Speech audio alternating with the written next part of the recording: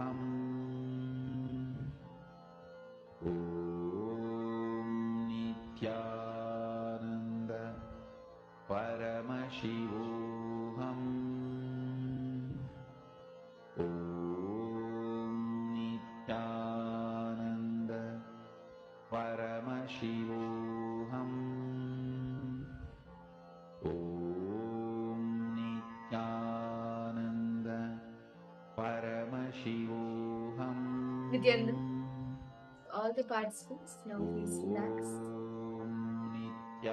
Each of you can post in the audio whatever Swamiji revealed to you in your third eye as the details of this place.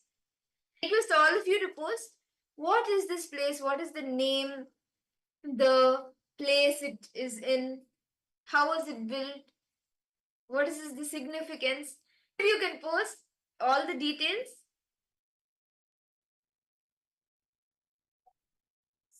Because all the participants now to please open your eyes and post what Swamiji has revealed to you.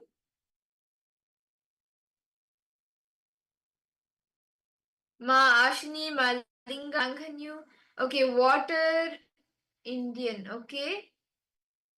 Ma Agora Rupini, what did you see? Ma Masiyavu, Ma Ma Shobana, Ma Shobana. Yes, request you two to post.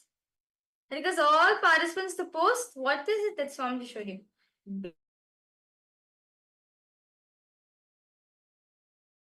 Building. What did you see, Mama? Wanghanyu, what did you see? Building. Okay. Oh. Smashni, I saw something related to the sports, maybe. It is situated somewhere in Europe. I saw the year 1690 and 1801. Okay. Okay. Masya, we were able to see a temple in a house. Okay, that's wonderful. What are the details of this place? What were each of you able to see as the details of this place?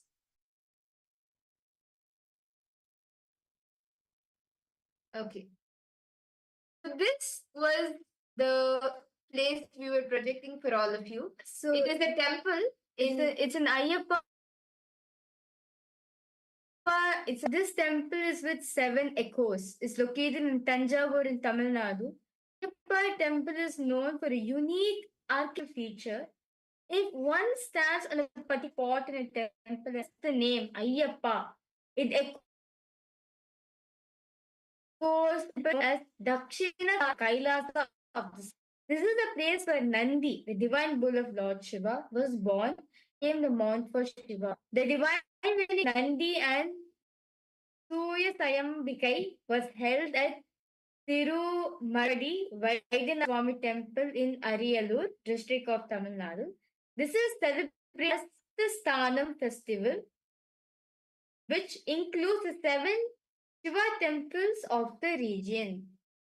So you can see this is actually a very beautiful thing it had. So let's now verify the answers. Okay. So verify the answer. See, actually, with this power of Sarvajñatva, any question, anything that any knowledge you want to know, you will be able to access it and know details. See, all of us just scanned this temple, right? All the details related to this temple, with the power of Sarvajñatva, you will be able to see. And you will be able to, okay, this is what this temple is, this is the significance.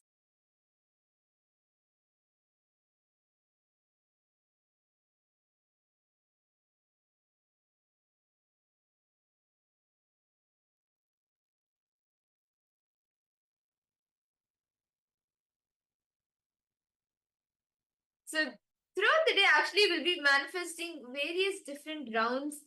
Like we'll be actually manifesting the power of Sarvajñatva in many different interesting ways, where all of you are scanning the different artifacts, and then see without knowing any information beforehand.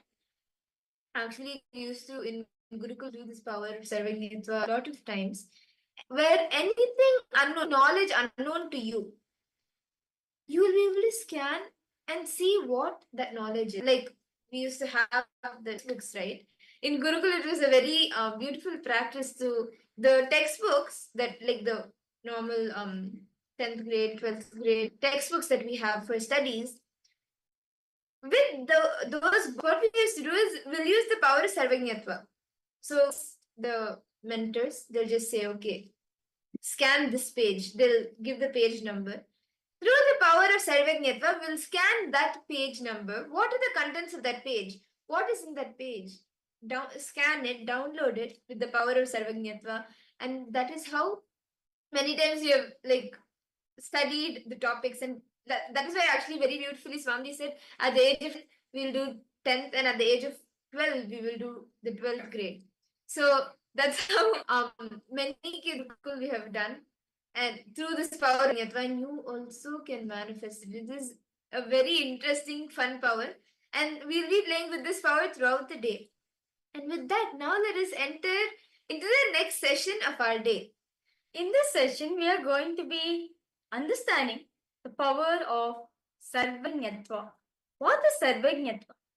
To roughly translate, it is the all-knowingness. Understand, Swamiji says that we think that we are limited to this one knowledge which is stored in this brain alone. But Swamiji says you can access to the cosmic knowledge, which is Sarvajñatva, all-powerful, all-knowing. Let us now listen to this truth revealed by Swamiji on Sarvajñatva.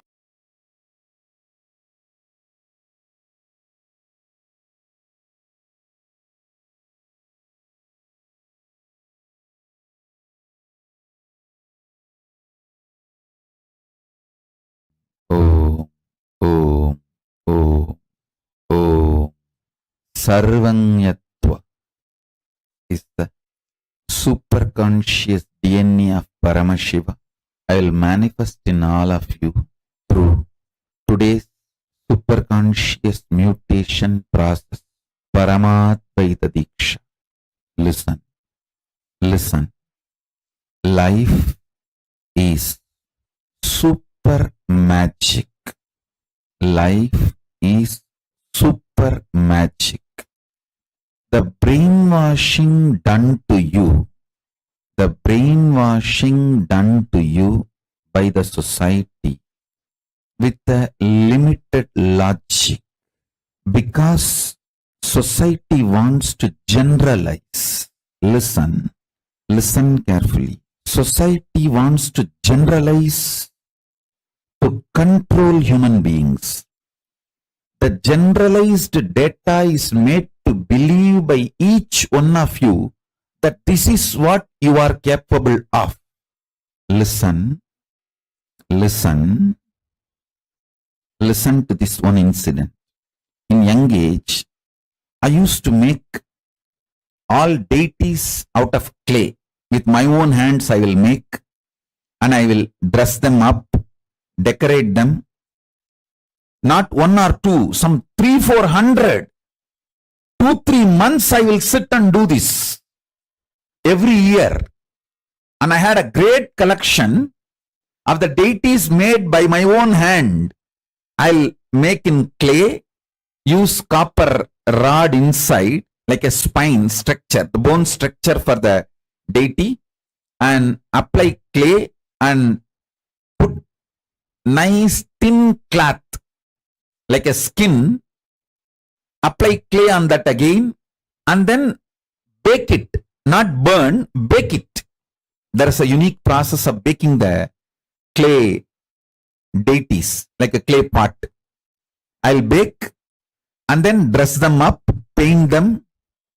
Once my grandmother told me, because this whole work I'll make the whole house ruckus. Everywhere the clay will be there, paint will be there, all the things I need. Every corner it will be lying. My grandmother, fed up with me making the whole house dirty for my deity making, she screamed and said, "Hey, if we pay 1 rupee in the shop, we will get much more beautiful deities like this. Why are you wasting your whole day sitting and making on your own? I will pay 1 rupee and buy it from the shop and give you. Stop making." Then I ran to Arunagiri Ishwara. That was the time I was having his physical darshan. Listen, I was having darshan, physical darshan, so I ran to him and said, like this my grandmother is telling. But Arunagiri Ishwara was encouraging me doing the deity and dressing up, painting, all that he was encouraging. I said, you are encouraging me to do, but my grandmother is telling it's only 1 rupee worth. Why are you wasting your whole time? I will pay in the shop and buy the deity and give you. He laughed and said, with that 1 rupee you can get the deity externally, but when you make, what happens inside your brain, inside your system, you cannot get that from that 1 rupee deity. The deity bought for 1 rupee will be external deity. In Tamil he said, வெளியில தெய்வமாகும் அப்பா 1 ரூபா கொடுத்து வாங்கினா, ஆனா நீயே செஞ்சா உள்ளையும் தெய்வமாகும் வெளியவும் தெய்வமாகும் அப்பா. He told in Tamil, if you pay 1 rupee and buy, you will have the deity outside. But if you make it on your own, your inside also will become God. Outside also will become God. God. Listen. All of us are artists. All of us are painters. All of us are sculptors. All of us are singers. All of us are poets. All of us know all arts. When you started manifesting as a child, somebody stopped it. Somebody used their perverted, deluded logic and stopped it. Fortunately, I had Arunagiri Yogeshwara. I saved myself. If not, my grandmother would have stopped me. If I decided to go for 1 rupee deity, I would have had deity outside. But I would not have had that sarvanyatva inside. All of us were stopped by somebody. to be logical, dropping our life as super magical. Understand now, whoever stopped you, I'm going to destroy all of them. Liberate you from all that stoppings, so you can manifest your sarvanyatva, all-knowing. Understand that one simple teaching from my Guru Arunagiri Yogeshwara. These are the deities I made in stone, but I used to make in clay hundreds. I tell you, the amount of good that did to me inside is unimaginable. I can visualize anything, grasp anything, understand anything.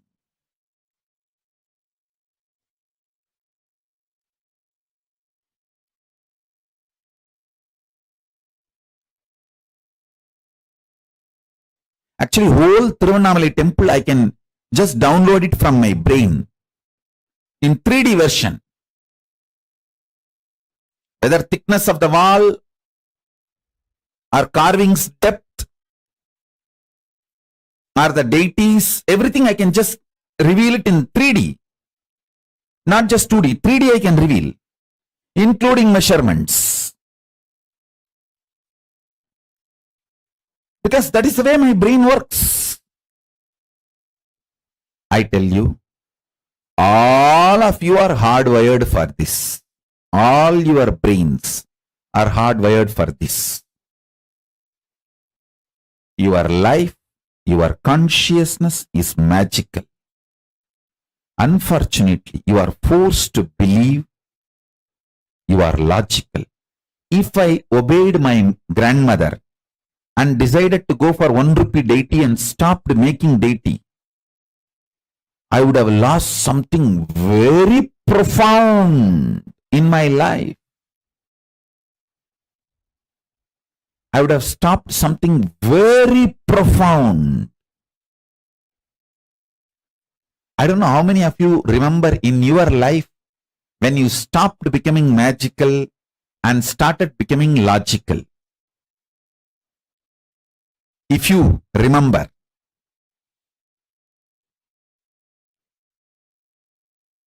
start penning down. I'll break all of that and infuse sarvanyatva. Sarvanyatva, all-knowing Paramashiva component. All-knowing Paramashiva's superconscious DNA. It's not just this deity making. It made my brain able to get into past, present, future. All kinds of arts. Listen. Knowledge means knowing the fundamentals of some field, stream. Expertise means converting that knowledge into practical benefit. Listen. Like in the field of science, pure science, applied science. Pure science is formulas, foundational principles, fundamental truths. That's a pure science.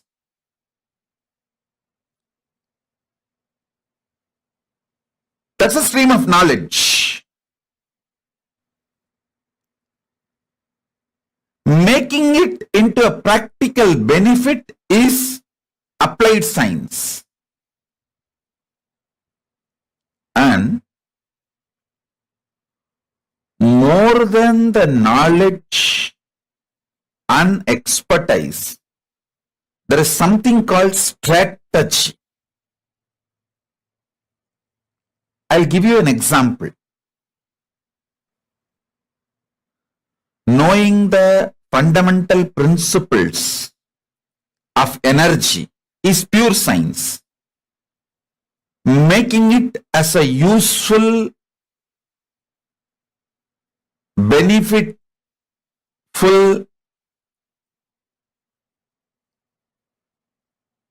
applied science, like making our lives better and comfortable from the fundamental principles like electricity or atomic power.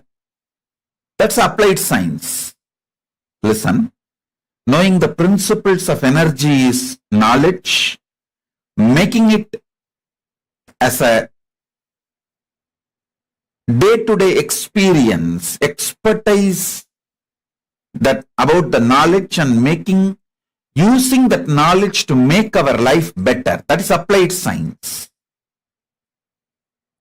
We can call that as expertise. Beyond these two, there is something called strategy. The fundamental strategy makes you map the knowledge and the benefits of the knowledge, pure science and applied science, to make your life better, your purpose and your vision, your goal to become reality. The core strategy of the cosmos is Sarvanyatva. If you know the core strategy of the cosmos, you will simply know multiple principles, foundational principles, and multiple ways those principles can be used, made as a reality. We can use these principles to make our life better. Sarvanyatva is not information, facts, applied science, or even pure science. Sarvanyatva is knowing the core strategy of the universe. What is the core strategy of Paramashiva when he decided to manifest this universe? I tell you, only to people who are very loyal to me and close to me, I reveal the strategies, my strategies. Only people who are very close to my heart, means who are very loyal to me, only to them I reveal my strategies. Same way, only to those who are loyal to Paramashiva, he reveals a strategy about life, about cosmos, about universe. It's all boiling down to being loyal to Paramashiva. When he reveals the initial strategies of life, if you show your loyalty to him, continue to imbibe him more and more, he reveals more and more strategies, more and more the core principles, core strategies. I tell you, if you get 10 applied science methodology, you may make $1 billion. If you get just one pure science, you may make $1 billion. Listen carefully. If you get 10 applied science methods, you may make $1 billion. But if you just get only one pure science knowledge, you will make that same method, same $1 billion. If you get the strategy with which all these functions, you will just make $1 zillion, $1 trillion. I can say that numberless, countless. Listen.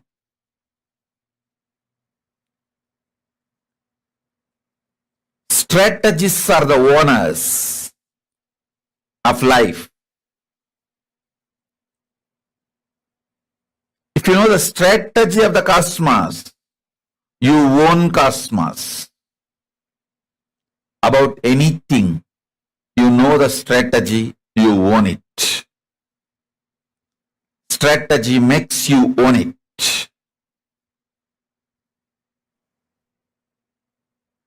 I don't care about anything other than being loyal to Paramashiva. When he reveals the strategy, I imbibe, never question, and ask for him to reveal more so I can do next in his direction. In his direction. So naturally, everything is revealed. Everything is shown.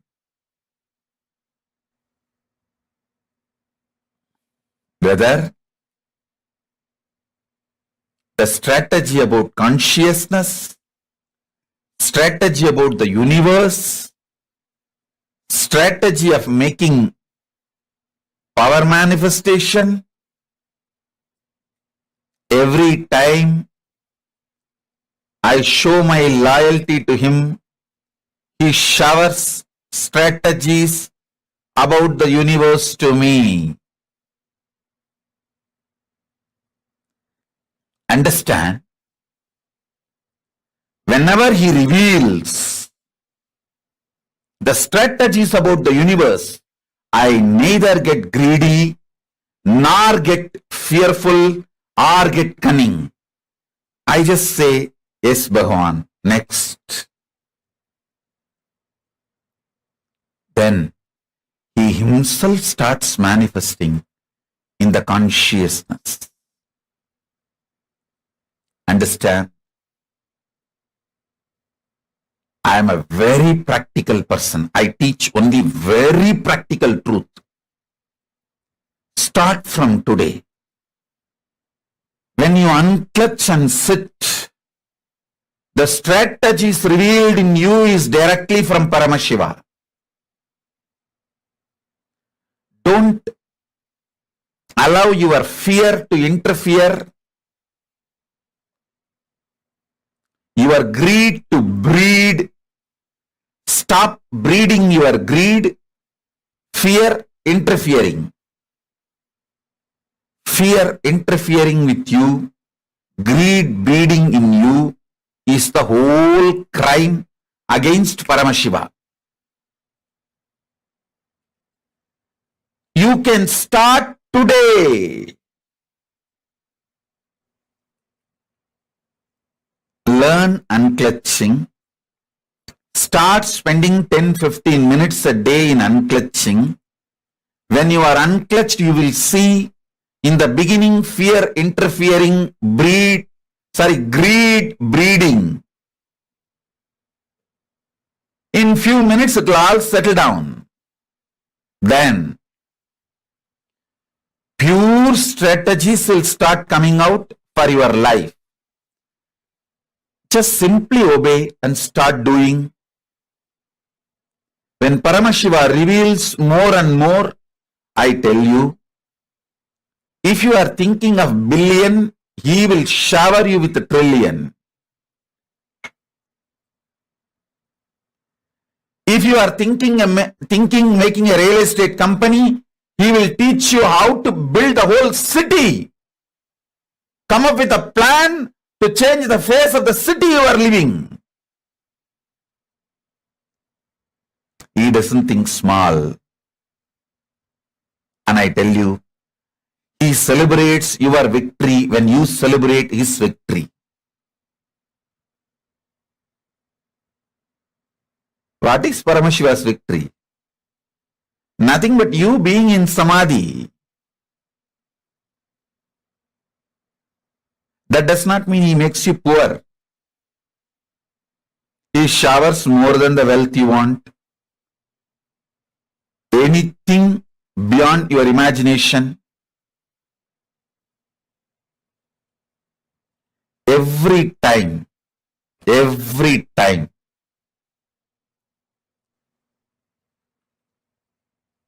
I said yes to Paramashiva. He has revealed more and more of his secret strategies about cosmos.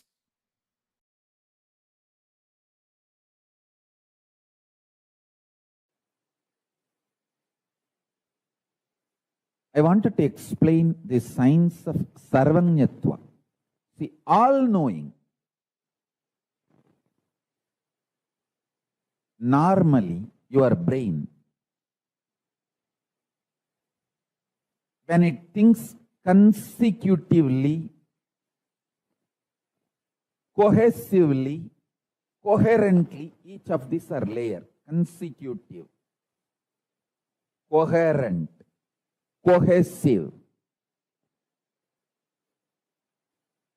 If your brain can think one, next, one, next, one, next, one, and coherent, after this, that will happen, after that, that will happen, cohesive. If this happens, that will be the effect. If that happens, that will be the effect. If that happens, that will be the side effect, next effect. In every layer, coherently, cohesively, if your brain can think, it will lead to knowledge, vidya. In any field, you can have knowledge, medical, social, legal, political, economical. In any field, you can have knowledge if your brain can think coherently and cohesively. In Hindu tradition, we know the science of making your brain grasp the whole cosmos, the whole cosmic happening. When I was developing the software for Sarvanyatva, Sarvanyatva means the power to know everything. Successfully, I have also made many of my Gurukul Balasans to manifest this power for a particular period. When I was training them, initiating them, they started manifesting this power. It was very successful. Listen. All I needed to do was create an ecosystem inside them and outside them where the brain does not feel tired or bored by its own innate experience of the I-ness, existence. It needs to be inspired, excited. Atma Ananta, Swarupa Ananta. What they think as themselves, their Swarupa, that itself is exciting. That itself is inspiring. That itself is wow. That Swarupa Ananta within them and around them. They should have confidence to celebrate themselves, and the people around them should celebrate them, the Balasans. That is the way I created the ecosystem. See, when you are given anesthesia, even local anesthesia, it takes so much time. Almost impossible to get rid of its after effects even for years on your consciousness. Listen carefully. Physically, there won't be any, you will be all right. But your brain's capacity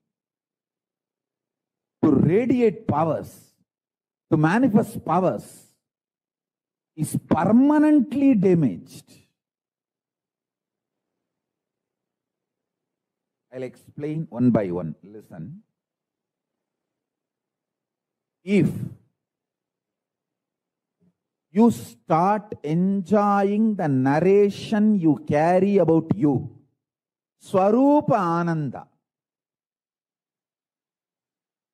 And everyone around you enjoys the narration about you, which they carry in them.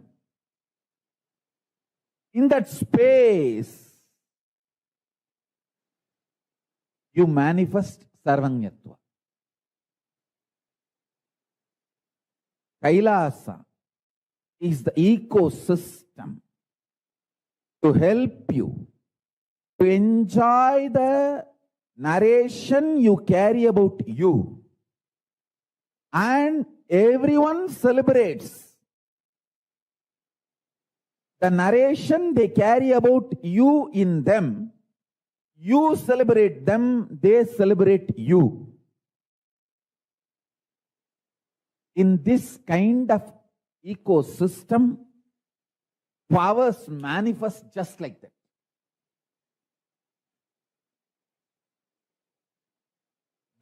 That kind of an ecosystem makes nectar flow in your Sahasrara chakra, in your crown center. Even when your guru initiates you with his consciousness, the first thing happens is your Sahasrara chakra explodes in superconsciousness, that Paramashiva space. The nectar, Amrita, pours in your system. You enjoy the beautiful narrative of you carry inside you. That you are Paramashivatva. And you enjoy the Paramashivatva of the whole universe, everyone around you. And everyone around you enjoys you. This complete virtuous circle. Like in the ocean, a bliss rises as a wave and hits at the ocean and creates another bliss wave. Bliss waves, bliss waves, bliss waves. This is the ecosystem of power manifestation. In this ecosystem, in this space, I was beautifully able to transmit the power of Sarvanyatva. People who search for the truth in the field they have chosen in their life, they become genius. In my life, I have met many genius people. In Tiruvannamalai alone, I have met at least 50 genius people. Genius means extraordinary genius because their whole focus is about the truth of life. From the truth, whatever they want to manifest, they can manifest, and they manifested that what they need and lived it. I tell you, Annamalai Swamigal had only 2 loincloth and 2 towel his whole life. But I have not seen a more richer person than him. In my life, I have not seen anybody else richer than Annamalai Swamigal. Because he manifested the 2 kaupin and 2 towel from his conscious sovereignty. His decision to exist on the truth of life is a genius, I tell you. I have met many Nobel laureate scientists, but the geniusness, nobody can be compared to Annamalai Swamigal or Ram Surat Kumar. A geniusness is not related to what others feel about you. It is related to your strength of cognizing the truth of life. Your brain's capacity to cognize the truths of life and manifest them in your life in a very cohesive, coherent way. That is geniusness.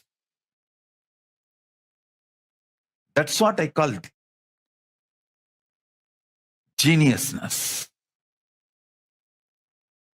Neither Annamalai Swami will want third cowpea, nor he would have accepted even if people forced it on him.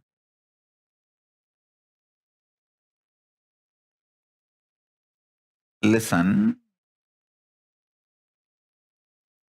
I am not saying you also live with just 2 cowpea and 2 clothes. No. All I am saying is manifest billions and trillions without losing your geniusness.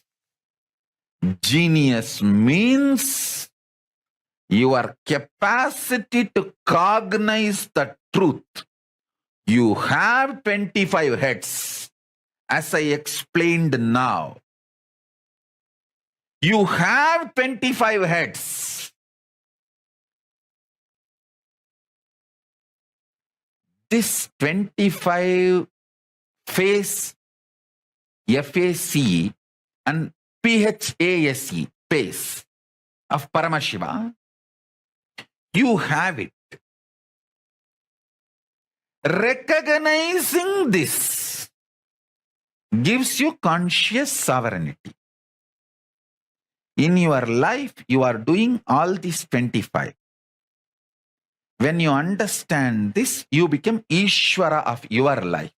You become Paramashiva of your life. Then naturally you become Paramashiva of existence, cosmos. If you become Paramashiva of your macrocosm, you become Paramashiva of the microcosm, because both are one and the same. Ability to cognize this is geniusness. Geniusness is not just stealing some theories here and there.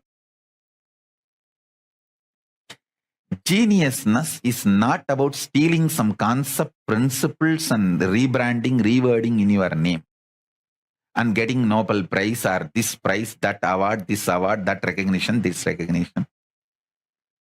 Geniusness is ability to cognize. You are doing this 25 in your life.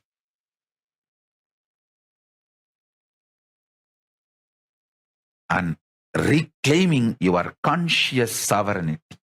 That is geniusness. This is what I call sarvanyatva. So when I use the word Brahmin, I mean that families, that communities which were carrying the knowledge for next generations. Even 6-7 generations before you stopped practicing Vedas and Vedic tradition also, it's okay because it is in your DNA. Even for 6-7 generations, you are not listening, practicing, chanting Vedas also. Your DNA has a capacity to give birth to a baby. That baby, when I awaken its Kundalini and initiate that baby within 14 years, before the physical maturity, that baby can repeat the whole Vedas. The Sarvanyatva can be awakened in that baby. This is the only hope we have for the future of the humanity. I request all Brahmin couples give birth at least 10 kids. If you are from these communities which were the knowledge carriers, who have been endowed, empowered traditionally to carry this knowledge and transmit it to the next generation, Ayers, Iyengars, Dvivedi, Trivedi, Chaturvedis, Adishaiva Shivacharyas, Adishaiva Velalar. Among the Jains, the Digambara. Among the Buddhists, the Theravada and Tibetan. Any of this knowledge carrier community give birth at least to 10 kids. If you are not able to bring them up, send them to Kailasa. I'll bring them up in a best way. Still, when I remember, my eyes became watery. These village men and women who were my gurus,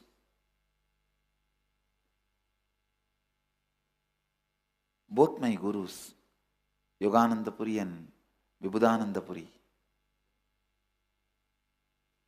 What an extraordinary intelligence they were having. From the beginning, they were so clear. See, by being around them, automatically I picked up this attitude of anything I want to know, I can know. Anything I want to do, I can do. This was not taught systematically to me. Please understand.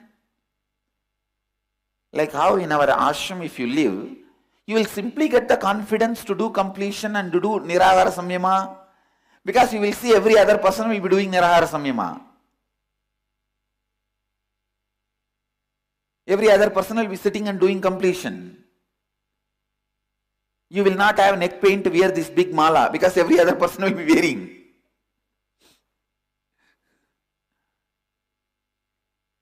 Just things are in the air. You see, there are some things which are not taught. You pick it up from the air.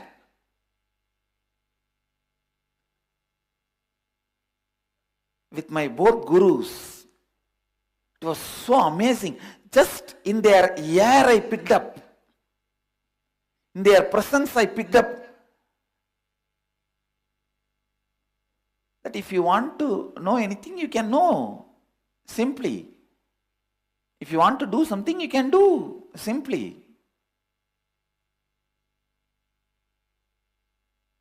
I never know whether it is a swimming or climbing the hill or anything, human beings need to be taught.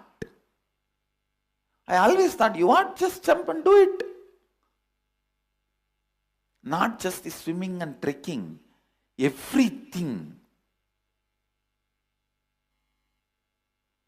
I still remember one day I went to Mataji, Vibhudananda Puri, and told her, the temple, such beautiful deity is there. It is so nice. I want like that. She said, you make it. I did not even ask how. And immediately, from my neighbor, I got one mold of Lakshmi and made a clay mold out of it.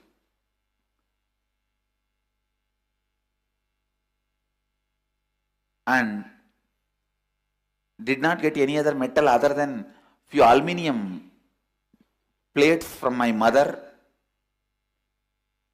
I asked her, give me some waste metal. She did not know what for I am asking. She had some 4 or 5 aluminium plates. She said, this is useless, take it. She thought I am going to give it to some sadhus for begging. So she said, take this. I immediately brought that and melted and poured the mold and made the deity, still we have the deity. That was done by me personally in my own hand. And then after the mold, I cleared it and I myself carved it. I was hardly 12-year-old boy. Did not even have a second thought. When I did and took it and gave it to my guru, she said, "This is your Lakshmi." She said, "This is your Lakshmi."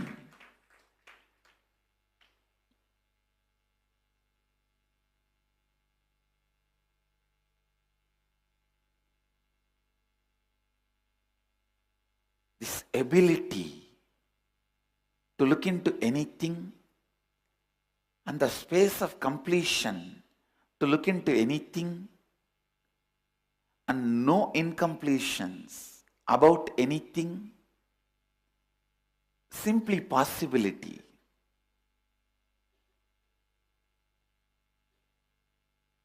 Everything is doable and do it. Not only doable, do it.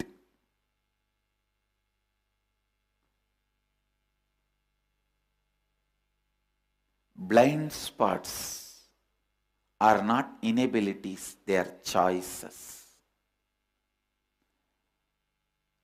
Thinking blind spot is inability is karma. Understanding it is a choice is freedom from karma.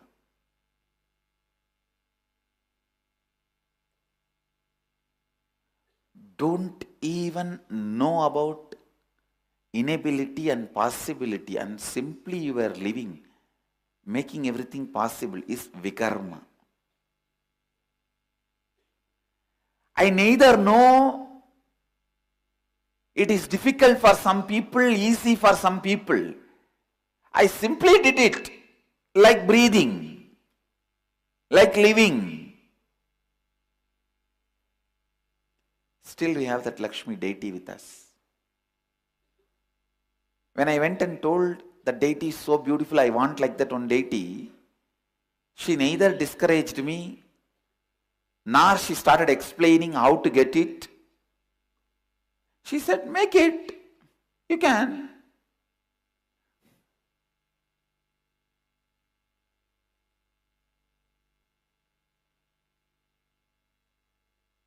I tell you,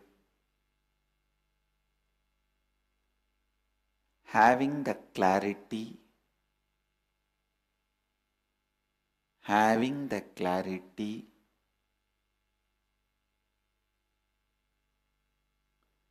anything is possible. No blind spot is our inability, it is only our choice.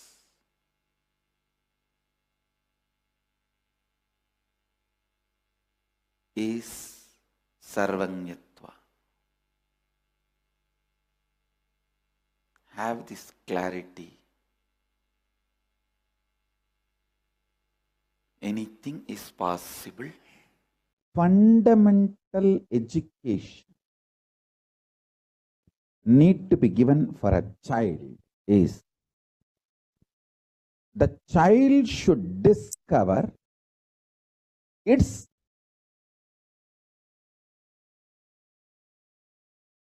dharma, the source code of its software. See, what is the fundamental principles based on which the child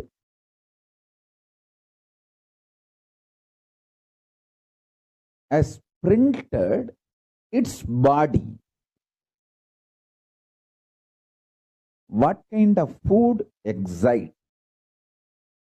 What kind of routine inspires? What kind of thought current gives fulfillment?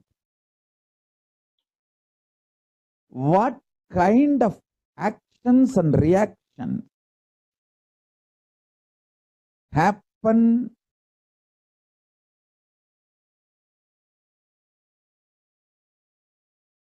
in your internal organs, a child should be given this education. I tell you, the greatest gift I received from my gurus is this education. Once I understood the first principle of me, I just know everything. I become Sarvanya. I can know anything. Understand? I'm not talking out of arrogance. I'm telling you the truth as it is. I can know anything. If there is a crisis in social level or national level or international level, I can look into it and understand the whole plan, how it is going to manifest. Krishna says beautifully, if you understand me, you will understand you and you will understand the whole universe. That is what he means. In the young age itself, my gurus taught me one thing. The first principle based on which I 3D printed myself. Once I know that, I know everything. Listen.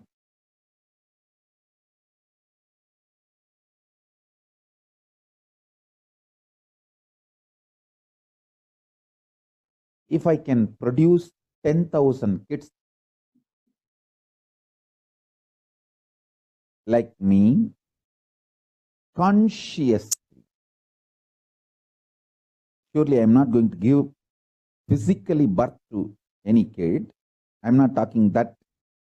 I am talking about consciously reproducing the Guru Parampara. Reproducing the same super consciousness. And 10,000 kids. I know this science can't be destroyed on planet Earth. Planet Earth needs this science. This science is the supreme Raja Vidya and Raja Guhya, royal secret and royal sacred science.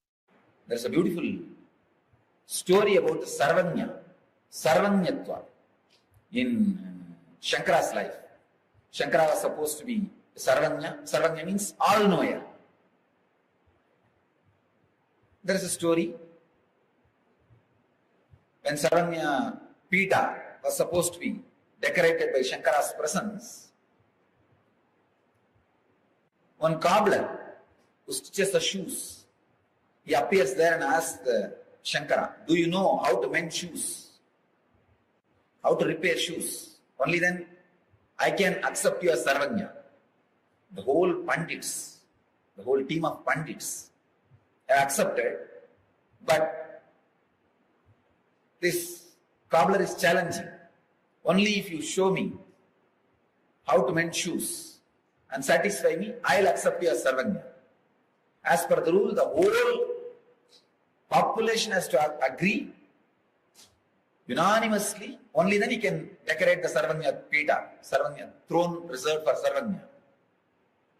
And the story says, Shankara picked up the shoe, picked up the needle with which he's supposed to stitch, and cobbler was shocked because why the scratching on the nose? Lubricate. To lubricate the needle, always the cobblers will scratch the needle on the nose. The oil on the nose will be the lubrication for the stitching. Shankara did not miss even that small step. Means the power of observation. Power of observation. The story says cobbler accepted Shankara as the Sarvanya. Shankara sat in the Sarvanya Pita and blessed. Now we need to clarify an important doubt. Then it means enlightened being knows everything. No, I do not know the atomic science. Surely Shankara do not know how the train works. Surely he doesn't know how the steam engine works. No, surely he doesn't know. Then what is the meaning of the word sarvanyatva? A pure consciousness which operates through the senses, which observes anything comes in front of it and can understand the secrets of everything which is presented in front of it. Please understand. If Shankara wanted, he could have developed a train. If he puts awareness on it, if Shankara wanted, he could have developed the aircraft. If he puts awareness on it. Sarvanya does not mean knowing everything, but whatever is presented in front of his senses will be recorded without any prejudice, without any disturbance, without any footnotes, your own personal comments. The attitude of writing footnotes starts all the problems. That creates the problems. As long as you record all the files and keep it in the archives, you will have complete access to the archives. The moment you start putting footnotes and the favored star, when you put the favored star, when you start marking, that is where the problem starts. Sarvanya is a person who knows everything. There is no special attention. Please understand, when I say the word who knows everything, you need to understand this word very clearly. When I say who knows everything, does not mean he knows how the satellite works. No. Anything presented in front of his senses, he knows. Towards anything, if he concentrates, he will know.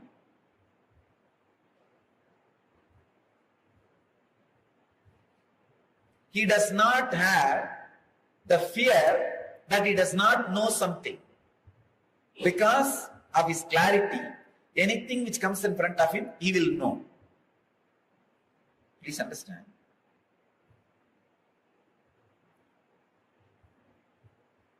When somebody experiences fearlessness for few seconds, usually human beings experience fearlessness when they come in touch with huge money for few seconds, till they take that money for granted, till mentally they plan how to use that money and finish it off. Please understand. If you get 100 crore, to finish that 100 crore, you may take 5 years or 10 years or 20 years, or you may not even exhaust it. But within 10 minutes, you will finish it mentally. Mentally, you are back to that poverty within 10 minutes. That 10 minutes, you will not have fear.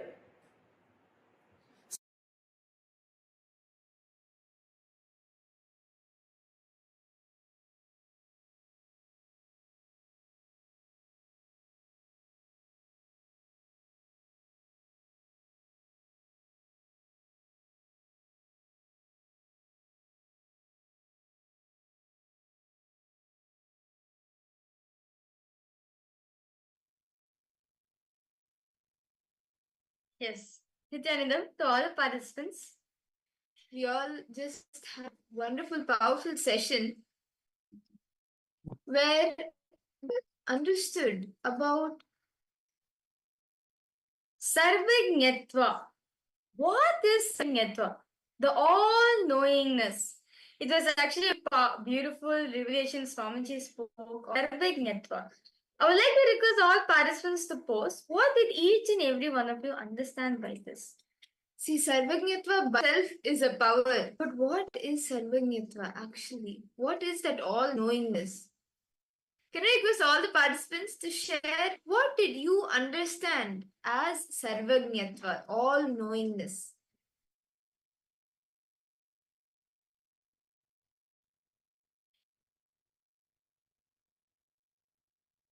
Ma Siyavu, Ma Agora Rupini, Ma Ashni. Each of you can, what did you understand as Nitva? See, in the last round, like in the last session, we all, the power of serving, where we were scanning what are the details of a place, right? But now, actually, you are in understand what is Sarvanyatva, the power of Sarvanyatva. What is this all-knowingness? So, what did each of you understand? Just all the participants to share. What did you understand?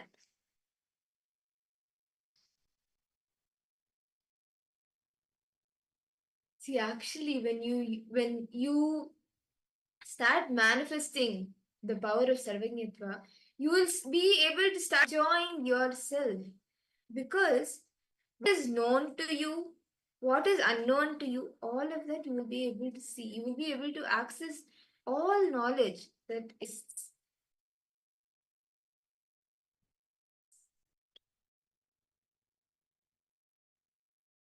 What did you understand? What do you understand as Sarvanyatva? See, it is as it is a power. How length, breadth, depth, time and space, all of these are the different dimensions, but as it is separately, it is a power. Each of these, the Sarvanyatva, the all-knowing is a power.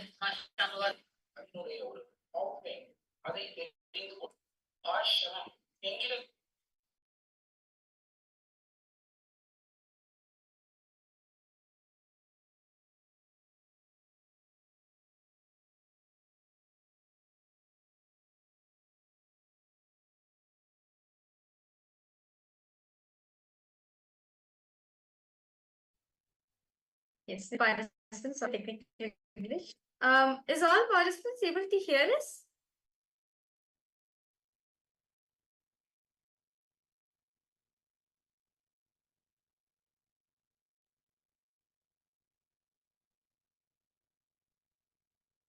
See, actually, with the power of Sarvanyatva, or the having the ability to access anything and everything.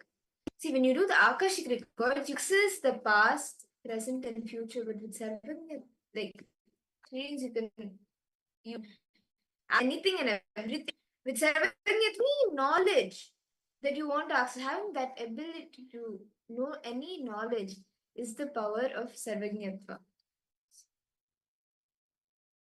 See, understand, Swamiji says, your brain can consecutively, meaning one next, and currently, meaning after this.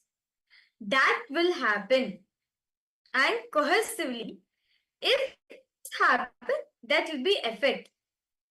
It will lead to knowledge. In any field, you can have knowledge. Medical, social, legal, political, economical. If your brain can think coherently and cohesively. Okay, see. Cohesively means what? One, next. Coherently means after this, that will happen. After this, that will happen. After this, that will happen. If your brain, right? If your brain has the ability to think coherently and cohesively, you can get any knowledge you want. Any knowledge in the world you want to manifest, will be able to get. All this need is making your brain think coherently and cohesively. Are each of the participants understanding? Just think, okay, what next? What next? Both cohesively and coherently.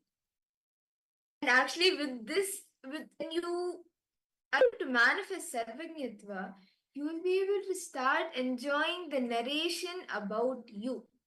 You will be able to start enjoying you, all the known, unknown parts. You will be able to.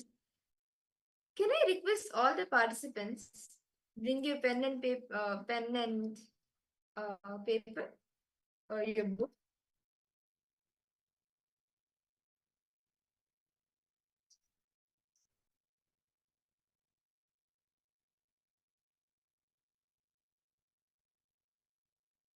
And if any of you have any questions, please feel free to ask.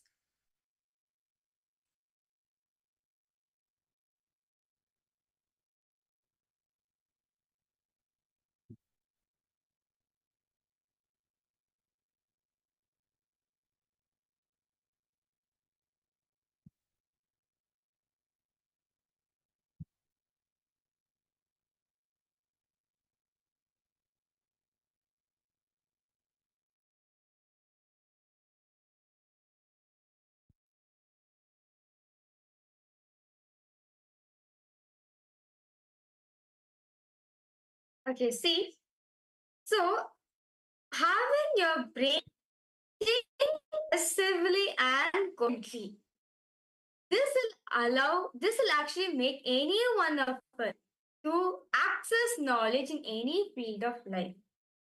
Can I request each of the participants to take a few minutes, look into your life, and see if you can reflect the situations or the incidents, any situations and incidents in your life where you experience the words, the emotions, feelings, and even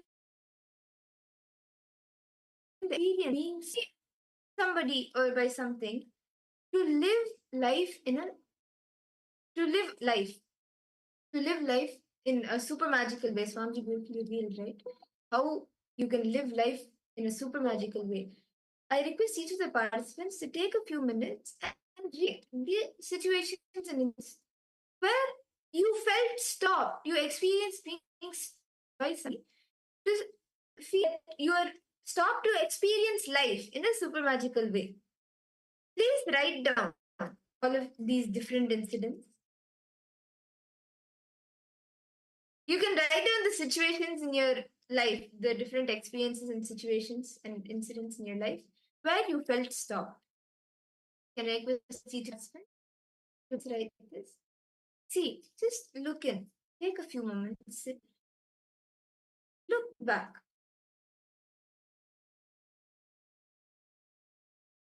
When did you feel? When did you experience you feeling stopped by somebody to experience life in a super cool way? You may, as a child, have thought, okay, life is magical, life is like you can manifest anything and everything. But somebody may have told you, no, it is very hard to get the life of full of luxuries, or it is very, you need to work, you need to put in so, like, it's not going to manifest just like that. You can't manifest anything. You would have heard maybe society in school or some friends or your parents, your relatives, whatever it is.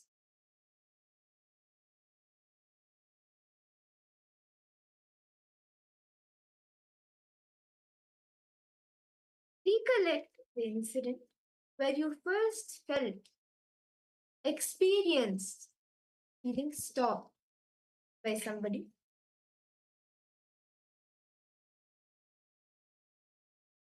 Where you felt that life is not super magical.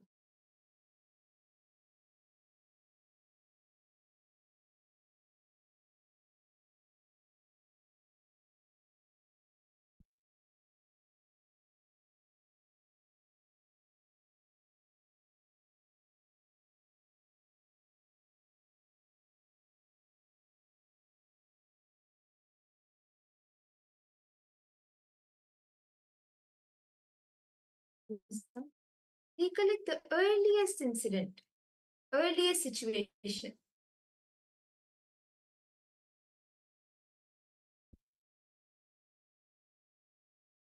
And write down the incident elaborately, as much as detail as possible.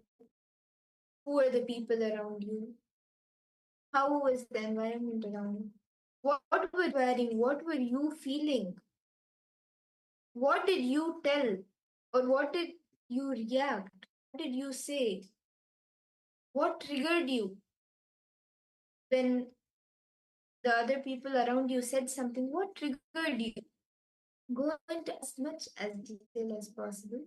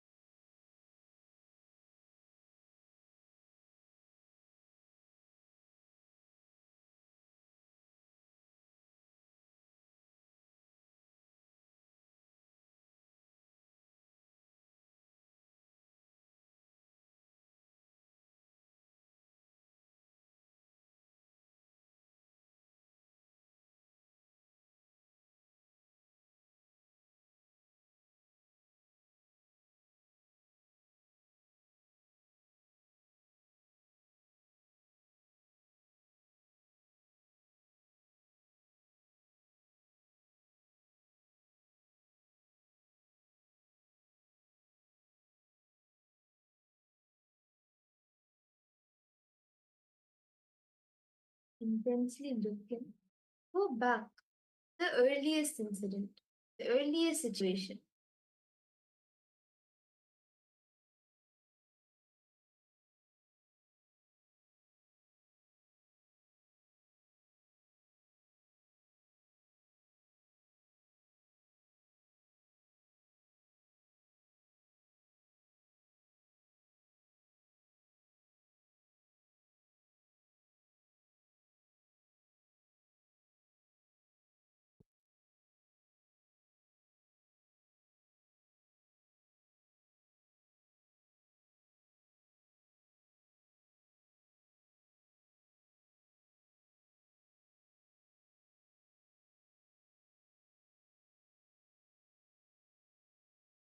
This usually have been around the age of 7.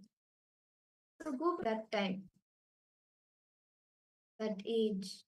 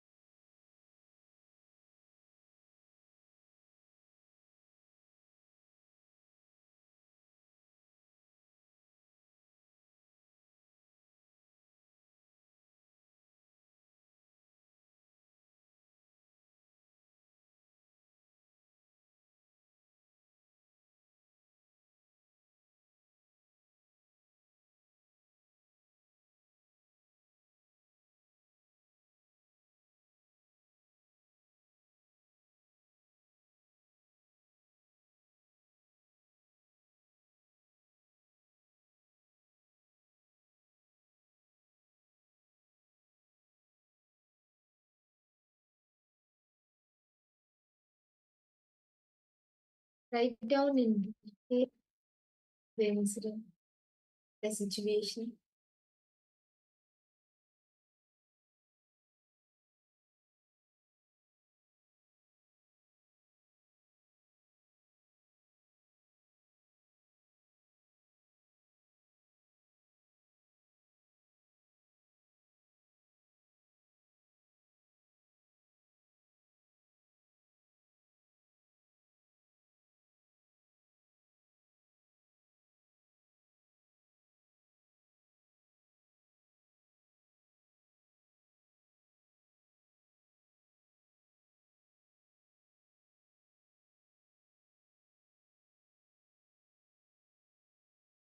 Now, I request the participants to bring a mirror. See, understand, you're complete with a mirror. You see your own reflection in that. You actually will start seeing that as you do the completion with the mirror, inside you will see your disappears and you'll start Swamiji's image. So I request all the participants to please bring a mirror and let us all do the completion, the reliving and relieving process with her.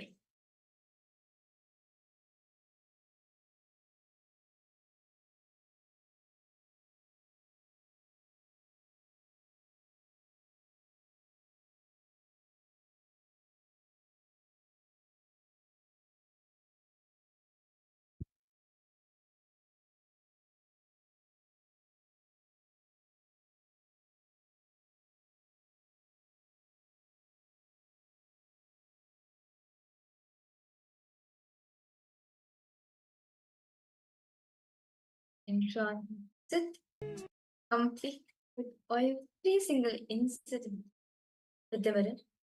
Recall everything.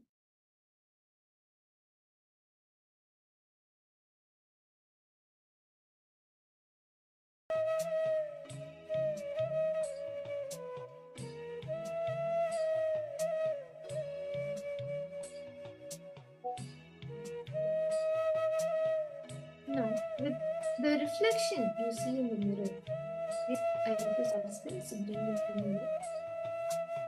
Seeing your reflection, just relive the entire incident. Look at the entire happening, the entire incident, situation happen, and do the completion with the mirror, with yourself through the mirror.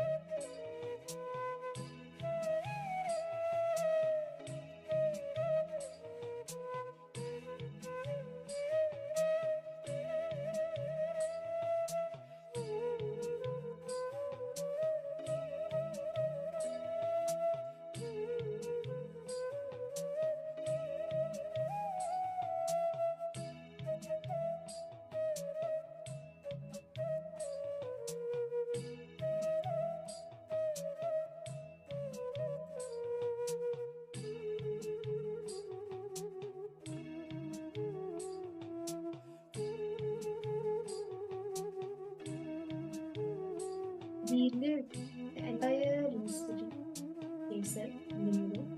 Go back to that same age, the same environment, the same dress you were wearing, the same people who were around you. Relive the entire incident.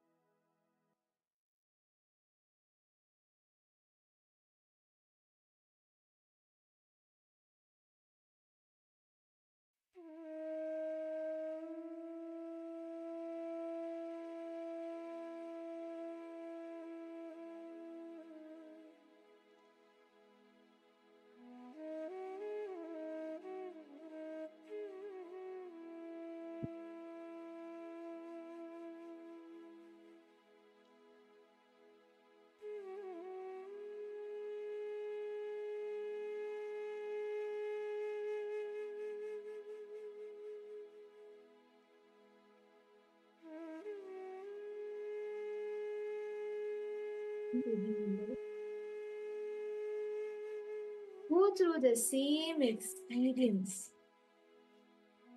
Okay. If any emotion comes up, you feel like crying or you feel like shouting, it's okay. Let the emotion come.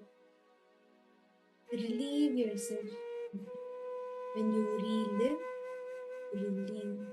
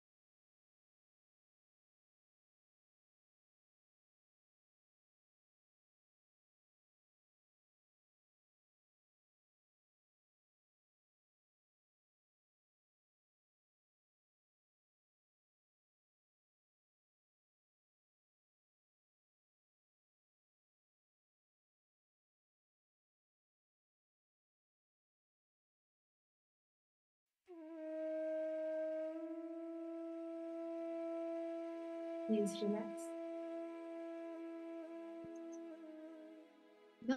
Now, in that same space of completion, see when you the perpetual completion,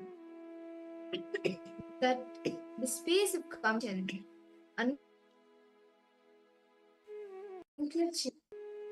session that we listen from G.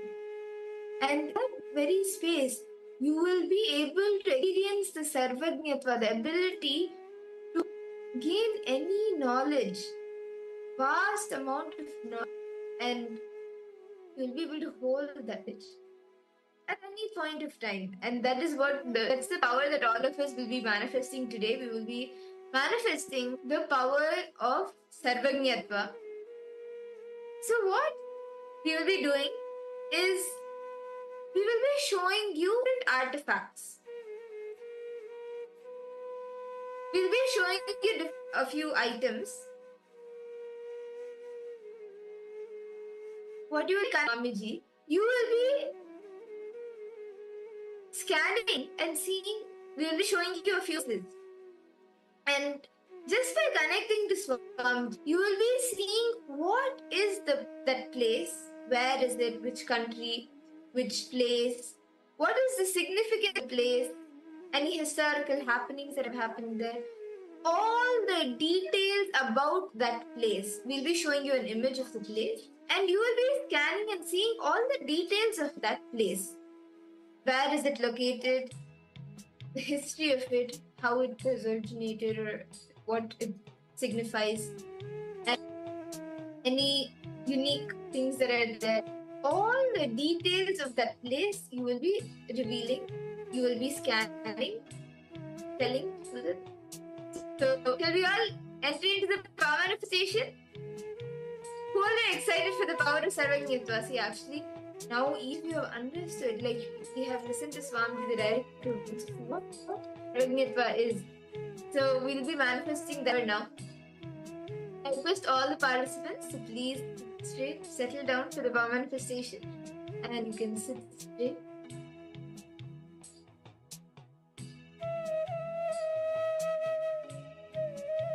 Chant the Mahavir intensely.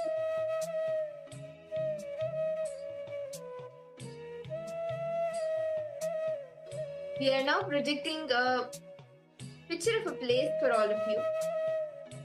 I request all participants now chant the Mahavakya intensely.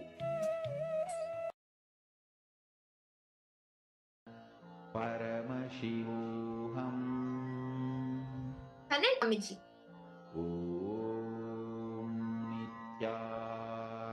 And start scanning what are the details of this place. Where is it located? What does it signify? What is the speciality? All details related to this place.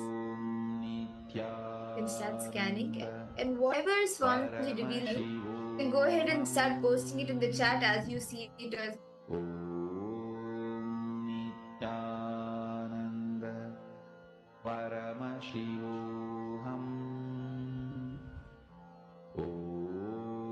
Nithyananda Paramashivoham.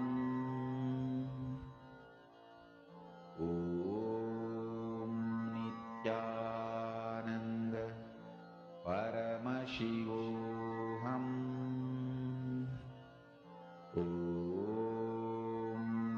Nithyananda Paramashivoham.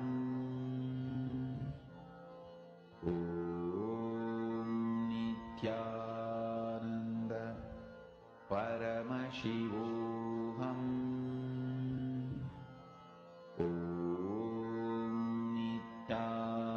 every detail that Swamiji is go ahead and start sharing it. Continue to scan and see in more detail every detail connected to this place. Start scanning. Nithyananda Paramashivoham.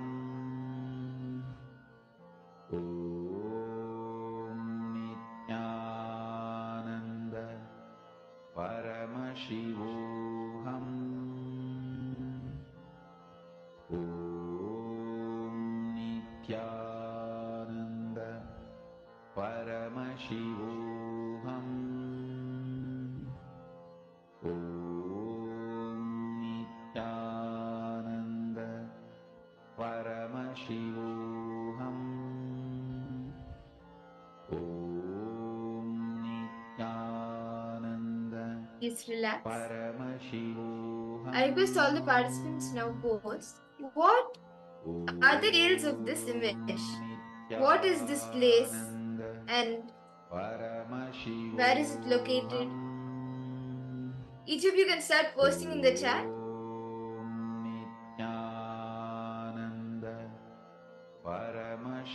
What did you see? Ma Ashini, Siyavu, Ma Aguru Rupini, Nithyananda. Each start posting. What did all of you see? What is this place? Where is it located? And what are the details of this place? Nithyananda Paramashivoham.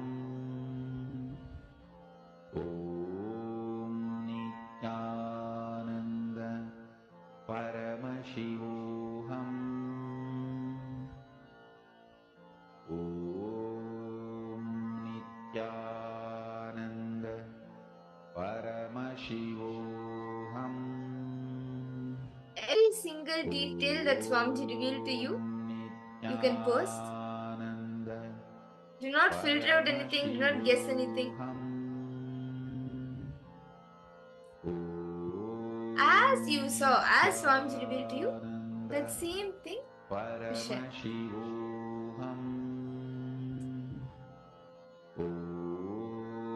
Okay, Suma Ashni has put, I saw old stories like you saw stones like stone heritage in America.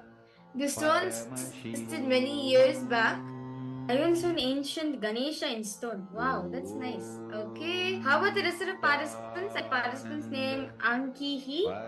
Welcome, Nithyananda, Ma Shobana, Ma Wanghanyu, Ma Lita, Ma Linga. I request all participants to post. What is it that Swamiji showed to each and every one of you? Yes, Ma Margarita, I request you to post.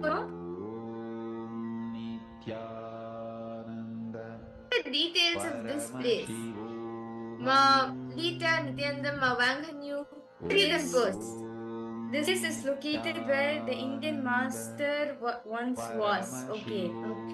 Amarnath Shivling. Amarnath Shivling. What else?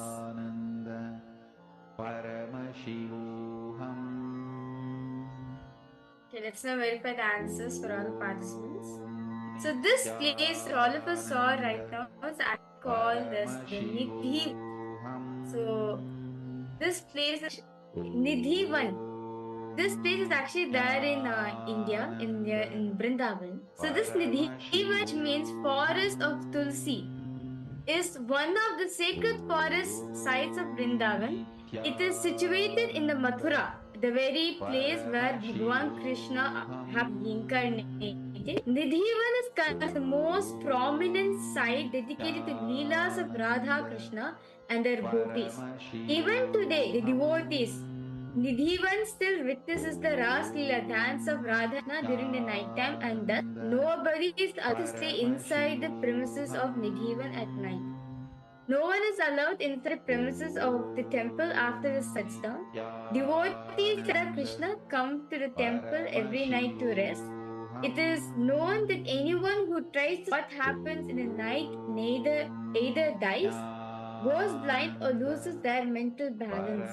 Although the houses built in the vicinity of Nidhivan have access to the view of the area, but no one attempts to do so. Devotees hear the tinkling of anklets in the night, and even the monks leave the Nidhivan temple after the last bell of the Aarti. So you can see the beautiful temple.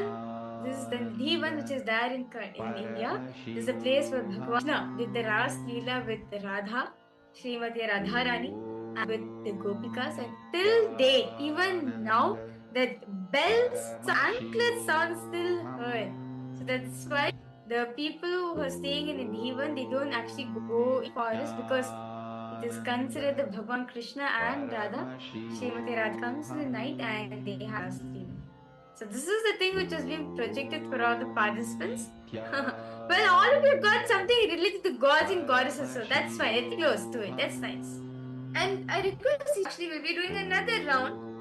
I request participants to go deeper, see the location, see the significance of each place. So let's all do another quick of the power of Sarvanyatva. Scan all details. See, now with the Sarvanyatva, you have the ability to access that knowledge. The what is related to this place. So with the image, drop the image into your inner space. Swamiji to show you what are the details of the place. Okay? Are all the participants ready? Let's all chant the Mahavak. Connect intensely to Swamiji. Just be in a place of pure unclutter and start seeing what this is.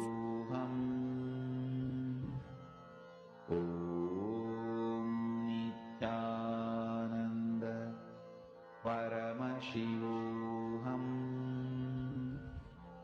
Om Nithyananda Paramashivoham Om Nithyananda Paramashivoham Om Nithyananda Continue to remain in the pure space. Create a thought, not destroy a thought. Paramashivoham Om Nithyananda Paramashivoham Om Nithyananda Paramashivoham Om Nithyananda Paramashivoham Om Nithyananda Paramashivoham Om Nithyananda Paramashivoham Relax.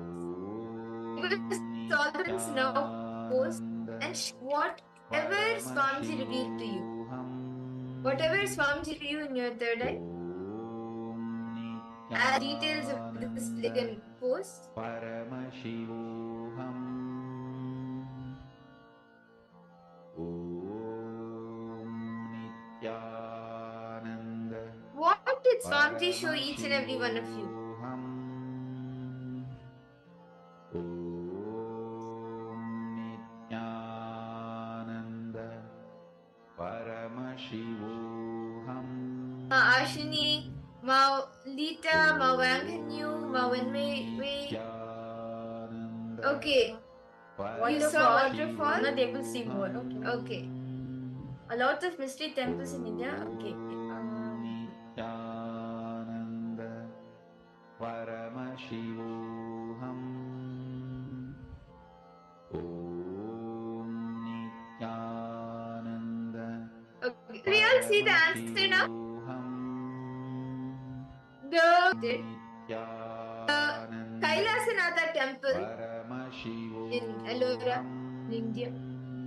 And the KAILASA temple is the largest of the rock-cut Hindu temples at the Ellora caves in Aurangabad district in Maharashtra.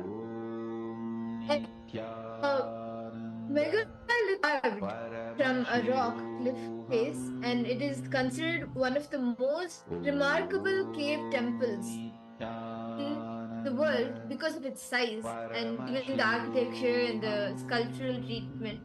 And the climax of the rock cut face of the Indian architecture, the temple, is the topmost superstructure over the sanctuary, the Garbha Mandir, which is 32.6 meters, which is 107 feet above the level of earth below. Kailasa temple, which is the cave 16, is the largest 34 Buddhist, Jain, and Hindu cave temples and monasteries known collectively as the caves. And these range for over 2 kilometers, 1.2 miles, along the sloped basalt cliff at the site. And even most of the excavations, the temple is generally attributed to the 8th century Rashtrakuta king Krishna I, and with some elements completed later on. Temple architecture actually shows traces of Lava and Chalukya styles as well. So this was the place that was being projected, which is the Kailasanatha temple at Ellora, India. And with that power manifestation, I really love the power of Sarva because it's a very distinct power. And with that, now let us all enter into the next session of our day.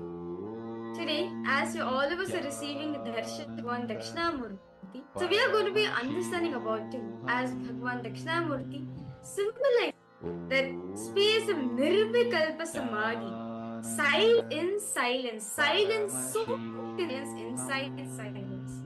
Let's now listen to this truth revealed by Swami.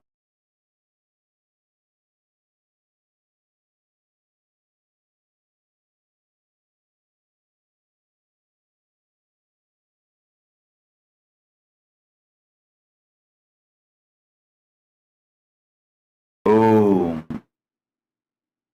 as the ultimate manifestation of Paramashiva's Veena Dakshinamurti, Yoga Dakshinamurti, Vyakhyana Dakshinamurti, I bless you all with the liberation, Paramashivatva, ultimate Paramadvaitanubhuti. Listen intensely. Paramashiva with his 5 paces, P-H-A-S-E-S. He manifests Parabrahmam. From the Parabrahmam, the creation starts. From Parabrahmam, Brahma comes and creation starts. Then, from the sustenance phase, Parandama manifests. From Parandama, Vishnu comes, sustenance happens.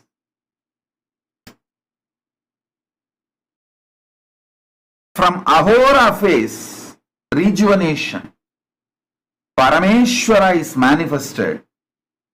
From Parameshwara, Rudras come and rejuvenation happens. From the Throbhava phase, Phase, P-H-A-S-E, Parameshwari is manifested. From Parameshwari, the whole Throbhava happens. Putting and pulling out of delusion happens. From the Ishana, Parama Guru Tattva manifests. From Parama Guru Tattva, Dakshinamurti comes out and liberation is done. Parabrahmam, Parandama, Parameshwara, Parameshwari, Paramaguru, all 5 put together is Paramashiva. Mahadeva withdraws Adi Shakti into himself. He sits as Sadashiva and Adi Shakti together. That is what is Dakshinamurti form. That is why in all Rajeshwari temples there will not be Shiva. In all Dakshinamurti temples there will not be Devi. Because in Dakshinamurti form he is both. In Rajeshwari form he is both. When the male component is sucked into the female component, he is Rajeshwari. When the female component is sucked into the male component, he is Dakshinamurti. In no Dakshinamurti temple, there will be Devi. So he sits as Dakshinamurti. Understand? Mahadeva vibrated the cosmic knowledge, Vedas, as Dakshinamurti. Rishis radiated it and read it out from the cosmic knowledge. That is the way Upanishads were delivered to the planet Earth. Mahadeva just sat in the silence as Dakshinamurti under the banyan tree and radiated it as a vibration, vibrant silence, living silence, the alive silence. And Rishis just spelled out the cosmic records, the Akashic records in words and shared with the world. This is the way the Upanishads have happened. Hindu knowledge transmission is totally different from anything known to the world by the name education.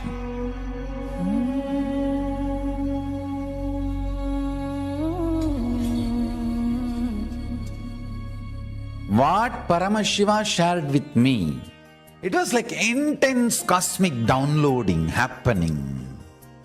One day, I was looking at him so deeply. Literally, everything he was revealing was getting into my system. So deep, like if he utters one word, like a condensed 1 petabyte material, information will be transferred into my system. Listen. The words he uttered and the quantity and quality of the information transmitted was unimaginable. Every word he was uttering, petabytes of information was getting transmitted into my system. The system was getting loaded. When we say Dakshinamurti teaches in silence, it is not that he never utters a word, but the number of words uttered and the quantity and quality of the knowledge, information transmitted does not logically connect or equate, rationally inexplicable. This is unique knowledge transmission method of Sanatana Hindu Dharma. You cannot use the word education for this, no. See, Paramashiva manifested as Dakshinamurti to teach Veda and Agamas to Targavana Rishis. It's not that it was a past. If you become silent to free yourself from the past, present, future, through unclutching, you can see he is teaching even now in that huge cosmic sound. Om, even recorded by NASA. That soundless sound, Anagata Dvani. Om. If you can hear it through the deep unclutching, you can see Dakshinamurti teaching you now. Dakshinamurti teaching you now. Understand the truth. Dakshinamurti is from the face, from the Mahasadashiva's, Paramashiva's face of Ahora, destruction, rejuvenation. From that face, Dakshinamurti comes out. Meaning, all the great truths are ferocious. It will just purify you.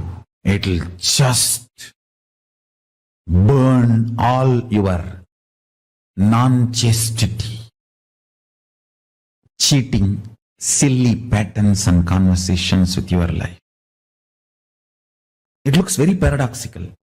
The embodiment of peace, Dakshinamurti, silence, comes out of the face of Paramashiva's agora, which is supposed to be perceived intense violence, ferociousness.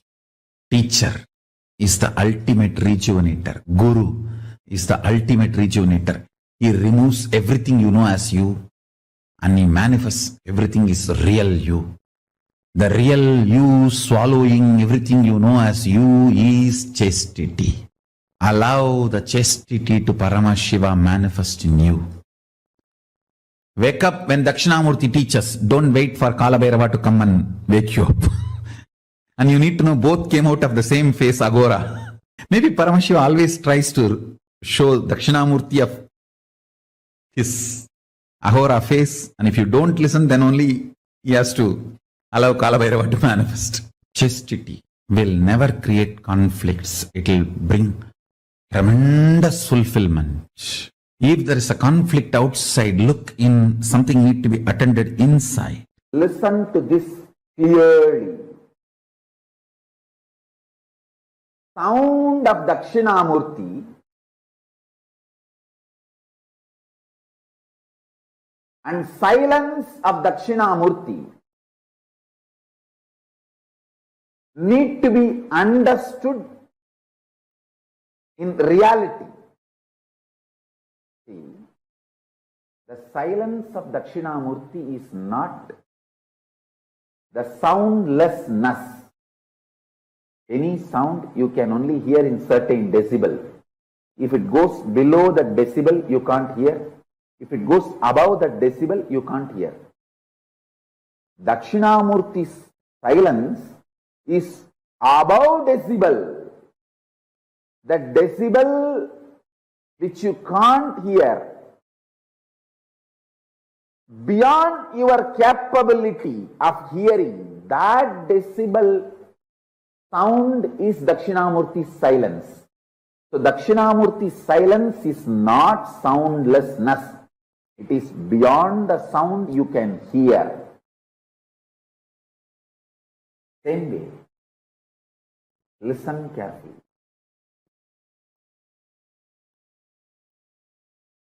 Dakshinamurti's silence is not soundlessness, it is beyond the sound which you can grasp, perceive, hear.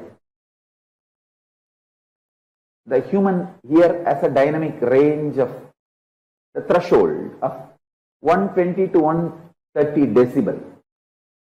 You can neither hear below 120 decibel nor you can hear above 120 decibel. Sorry, 0 to 120 to 130. I can say 0 to 130 decibel. Listen carefully. Human ear has a dynamic range of 0 decibel to 130 decibel. If something is below the 0 decibel, you can't hear. Something is above the 130 decibel, you can't hear. Dakshinamurti's silence is above the 130 decibel. It is not soundlessness. It is the sound which is beyond your capability to perceive, beyond your range. Same way, Dakshinamurti's visual silence. See, Dakshinamurti's verbal silence is the sound which is beyond your perception. Same way, Dakshinamurti's visual silence is not darkness where nothing exists. No, it is supernal effulgence where all your ability to visualize disappears into a supernal effulgence, like 7 colors of the rainbow disappear into the sun's bright shining.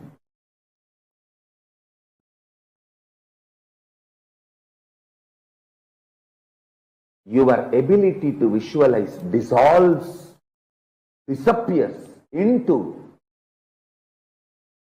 the supernal effulgence of Dakshinamurti. Understand? The supernal effulgence of Dakshinamurti and supernal silence of Dakshinamurti. Then you will understand the right knowledge, right clue about the existence of Paramashivatva. If you understand this one truth, today you can manifest powers. The common frequency the human ear can hear is like a 20 to 2000 hertz. 0 decibel to 130 decibel maximum. 20 to 20,000 hertz or 0 to 130 decibel. That's it. If it is below 20 hertz, you can't hear. If it is above 20,000 hertz, you can't hear. Dakshinamurti's silence is above 20,000 hertz.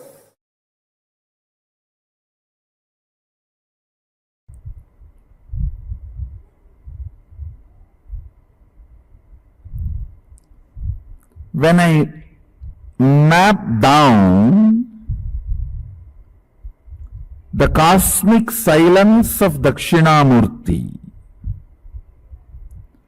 into the verbalization in the language you understand, listen, ultimately Sadashiva's silence is the greatest teaching, where you vibrate in his very frequency, in the oneness. Words are not even used to remind you about the oneness.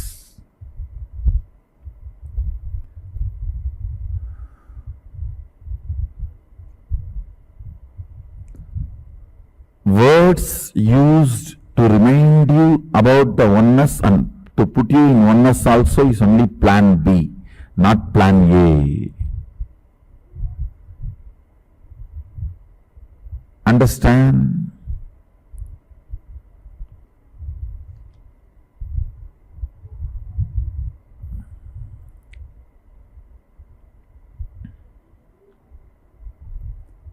Ultimate truth becomes your experience in Sadashiva's reverberant silence, where the cosmic sound and the cosmic silence becomes one and the same.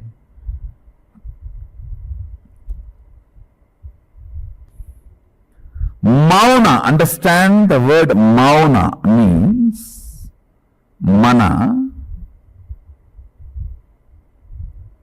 vibrates with its source is mauna.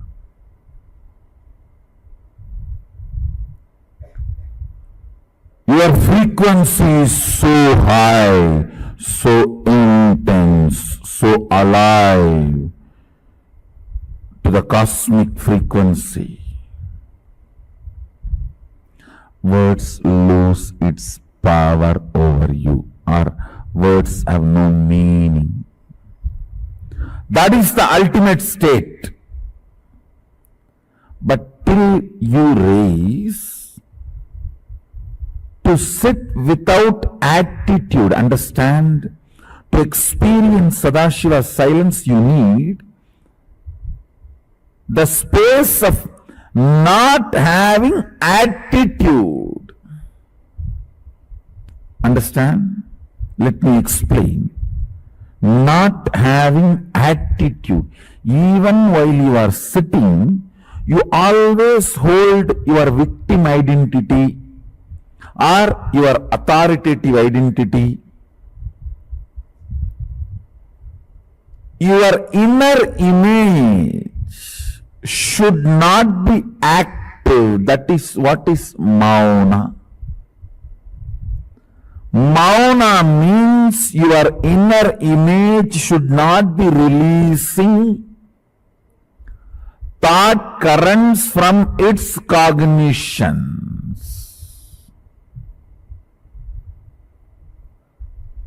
It should not be releasing either cognitions or thought currents.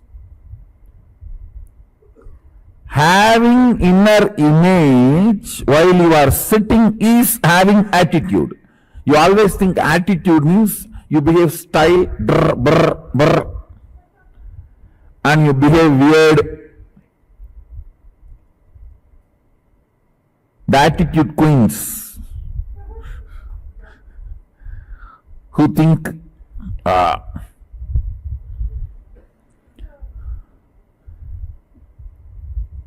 only if you behave cranky and weird,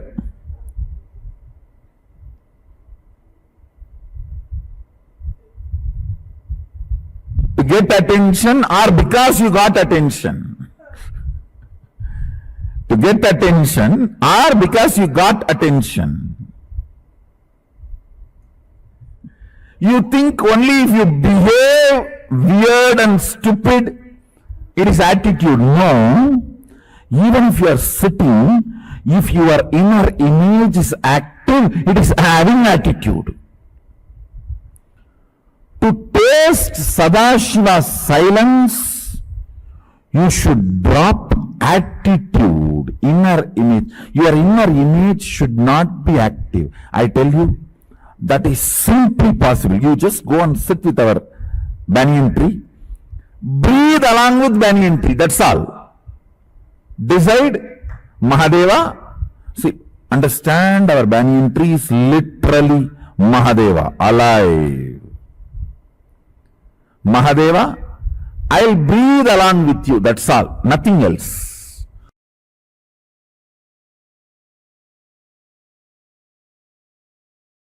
Nirvikalpa Samadhi.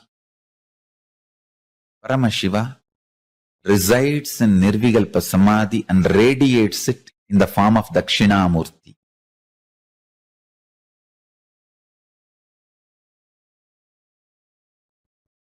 In all our temples, Dakshinamurti radiates the biology of Nirvikalpa Samadhi. Anybody wants Nirvikalpa Samadhi? Go to our temples, Dakshinamurtis, and touch the Dakshinamurti deity, do puja, sit in the front of Dakshinamurti, sit in front of the third eye of Dakshinamurti and just see him with your third eye. You will fall into Nirvikalpa Samadhi. He carries the very bio-memory, conscious decision, will to be in Nirvikalpa Samadhi. In Nirvikalpa Samadhi, all will melts down. That Tattva, Nirvikalpa Samadhi Tattva, radiates as a living will.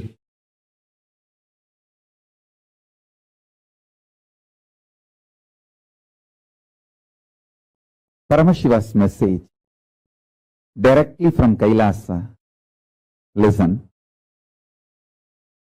Veda sarartakam tantram tasmat vaidigam acharet vedantartamayam jnanam siddhantam paramam shubham.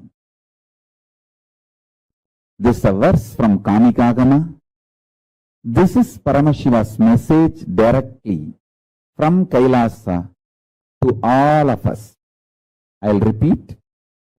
Vedasarartakam tantram tasmat vaidigam acharet vedantartamayam jnanam siddhantam paramam shubham. The English meaning, translation is the agamas are the essence of the Vedas. The highly auspicious Siddhanta is the enlightening true understandings from Vedanta. Listen. The agamas are the essence of Vedas. The highly auspicious Siddhanta is the enlightening true understandings from Vedanta. Meaning,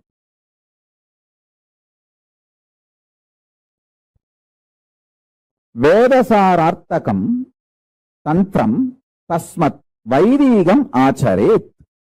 He gives very clear declaration. Paramashiva gives a clear declaration. The essence of Vedas is agama. Tantra means agama. Tantra is the word used for agama. So, acharet means live Vedic tradition. See, the methodology for living the Vedic tradition is agama. So when you live agamas, you are living Vaidika. The methodology for living Vedic tradition is agamas. And Vedantartamayam jnanam siddhantam paramam shubham. What a beautiful word. He says, Vedanta's understanding, true understanding,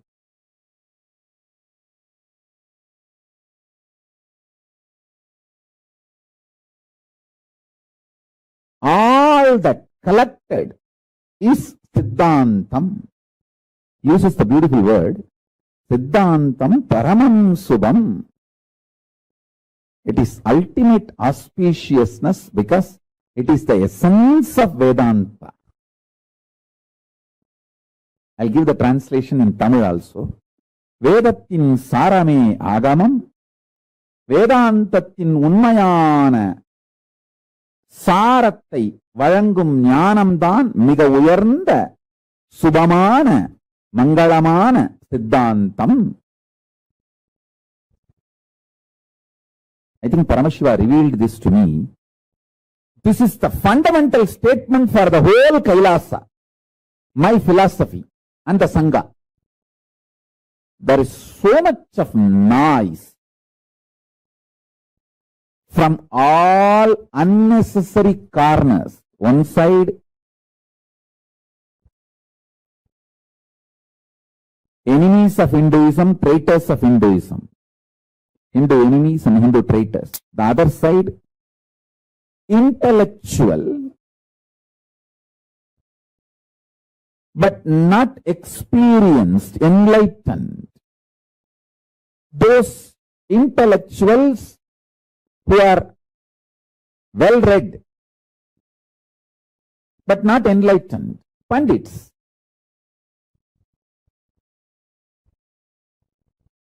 They speak only for their vested interests, not for the truth. Understand? Those people are also creating this huge noise about, oh, Vedanta is separate, Siddhanta is separate. We should constantly keep the fight.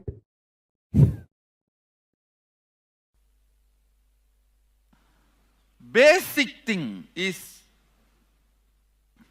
right understanding shared is a jnanapada. Right actions from that understanding is kriyapada.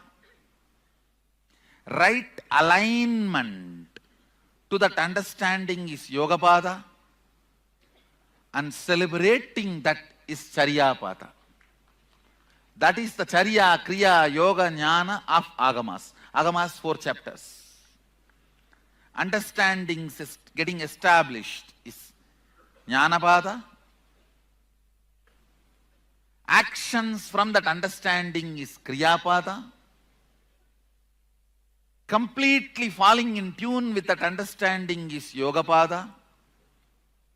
Celebrating that reality is Charyapada. I tell you, during all the four, before, during, after. See, it's like how these weight loss photographs they put, before, after. In all traditions, the before and after pictures will be different. Only in Shaivism, before and after picture is one and the same. Before Sadashiva, during Sadashiva, after Sadashiva. This before, during, after pictures do not change in Shaivism.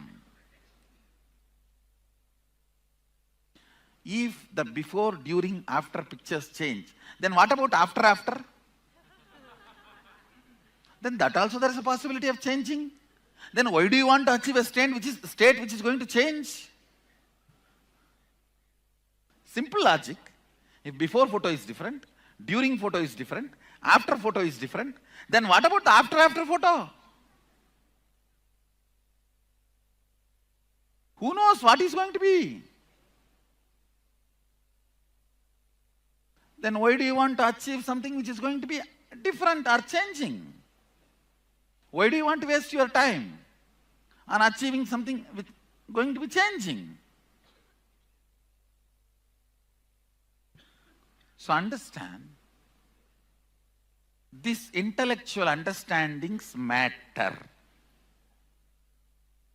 Be very clear, what you take as your official stand is going to become your reality by my entanglement.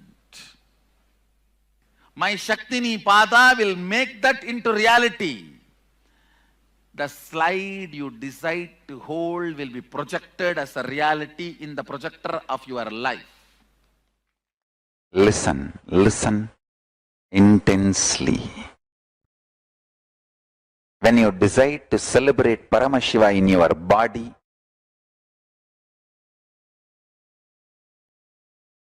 and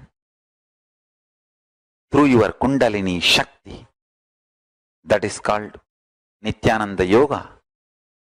When you decide to connect with Paramashiva and make him manifest through you,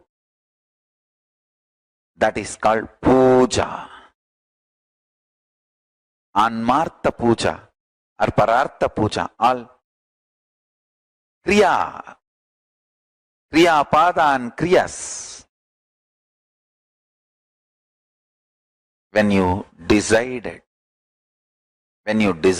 to celebrate the cosmic principles of Paramashiva and manifest him absolutely in your life, that is called Jnana Pada, Jnana. Understand? If you decide to celebrate Paramashiva in your lifestyle, it is Charya Pada. In your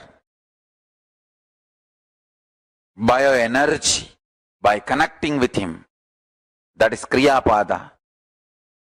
If you decide to celebrate Paramashiva in your body and Kundalini Shakti through yoga, it's Yoga Pada. When you decide to celebrate the cosmic principles of Paramashiva and decide to manifest him in your life, that is called Jnana Pada.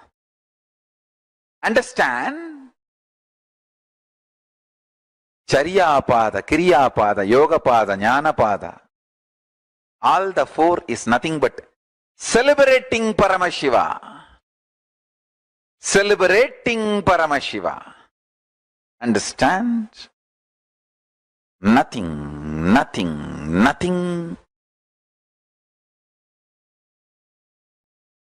else is important in the life other than celebrating Paramashiva. Celebrate Paramashiva. Create enlightenment ecosystems wherever you are. Listen carefully. In Vedanta, there can be conclusions. For example, What is the essence of Vedas? Vedanta. What is the essence of Vedanta? Aham Brahmasmi. Oh, there are so many thought currents in Vedas. Like you have multiple births and you have karma and you can be liberated. You can avoid birth and death cycle. If you want, you can have even conscious birth and death cycle. And this is cosmology. This is self-jiva. And this is God, Ishvara. So much of concepts. Finally, the essence. If you ask, essence of the Vedas is Upanishads. Essence of Upanishads is Vedanta. Essence of Vedanta is Aham Brahmasmi. But in Agama, there is nothing called Agamanta.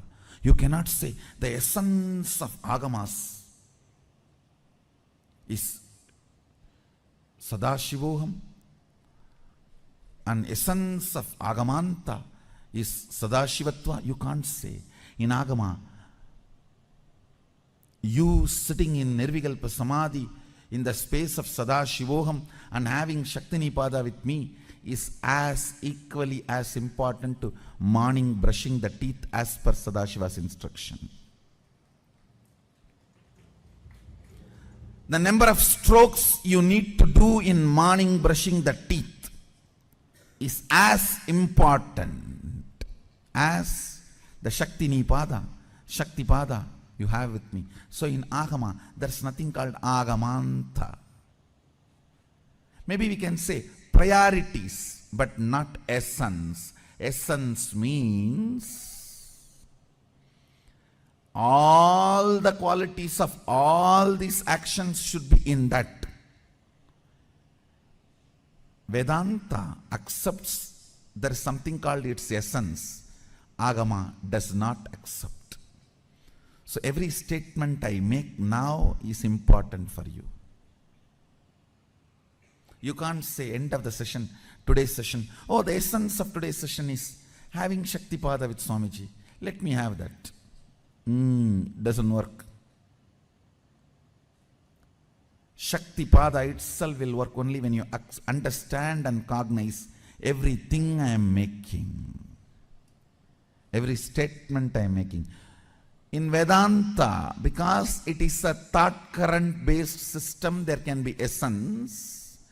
In Agama, because it is life current based, there is no essence, because life itself is essence. The software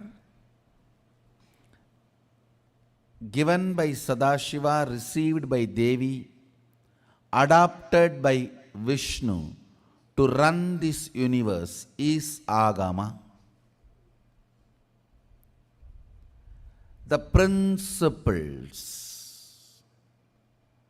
given by Sadashiva, received by Devi, adopted by Vishnu to run the universe is Agama. Agamas are also applied science, practical technology for Veda and Vedanta thought currents. Listen. Vedas and Vedantic thought currents are like pure science. Agamas are more like applied science to make that into reality. To make that into reality, basically all you need is integrity and listening, so you can internalize. You can internalize these great truths, make it as part of you. When you know the cosmic principles with which the cosmos is functioning, it's easy for you to align yourself to it and use all those principles to generate health, wealth, relationships, whatever you want to make in your life as reality.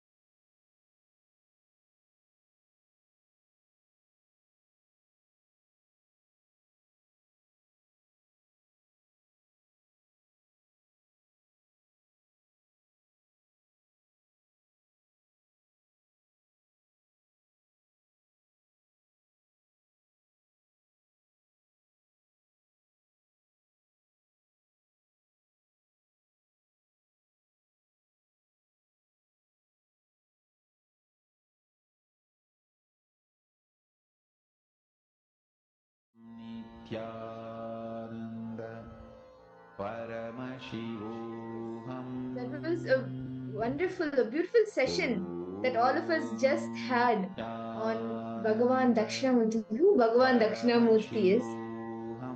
Can I request each of the participants to share what aspect of Bhagavan Dakshinamurti did you like? Did you love the most? Did you click with the most? Which aspect of Bhagavan Dakshinamurti? See, Bhagavan Dakshinamurti, just through the silence, he can give you the experience of enlightenment. And actually, how he manifested, he manifests is a very beautiful story. How he manifested for the and to give them the enlightenment experience and to give them share with them the Vedas and Agamas. And even recently, in just a few months ago in the satsang, Swamiji revealed how Bhagavan Dakshinamurti even revealed the Vedas and Agamas to Bhagavan Rama and Sita under the very banyan tree in Adi Kailash. So you can see over here, Touch Murti, Bhagavan Murti, the very form Paramashiva who resides in pure space, the Nirvana, who sits, who teaches us who teaches the whole world the science of unclutching.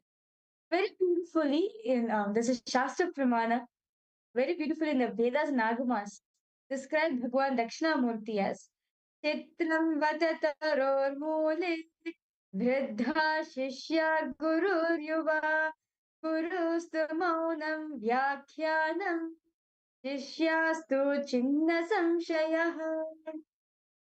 Very beautifully, the meaning goes. Being the disciples, old men, old disciples, the Guru, a mere youth, the Guru's silence, Maunam Vyakhyanam, Gurushta Maunam Vyakhyanam, meaning the Guru silence alone, but lo, the disciples question the source onto their own. This is actually a very beautiful thing, like Bhagwan Dakshinamurti.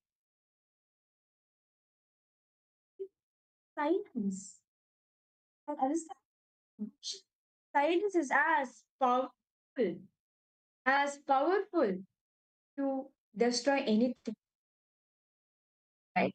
Each has to manifest a form, like the ferocious aspect of Paramashiva manifested Dakshinamurti, sorry, the Kala Bhairava, the the one who, the energy which conquered the three worlds, Tripurantikamurti, the one who teaches in silence, Dakshinamurti. Understand?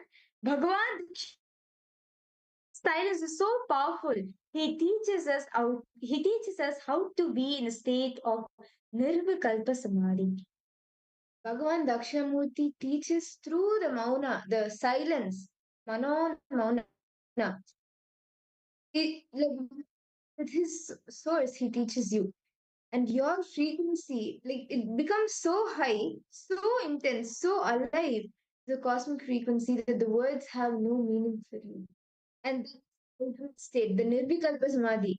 But till you rise to that level, you should sit without any attitude, meaning you should not, of the inner image, your enemy, you should not hold on to it, such as like your any victimhood that is there, or yourself, your inner image, your inner identity, that I am like this, I am like this. All of that without holding on to that attitude, that authoritative identity or that victim identity, without holding on to either of these, just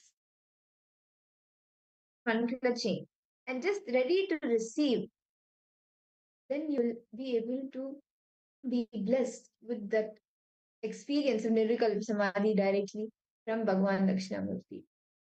And understand, it is not just that all of this that is happening, Bhagavan Dakshinamurti, the silence he is giving experience with, happened in the past. If you become silent to free yourself from the past, present, and future through unclutching, you can see how Bhagavan Dakshinamurti is present. He is teaching you even now through the Mano Mauna, through the soundless sound, the vibration. Om.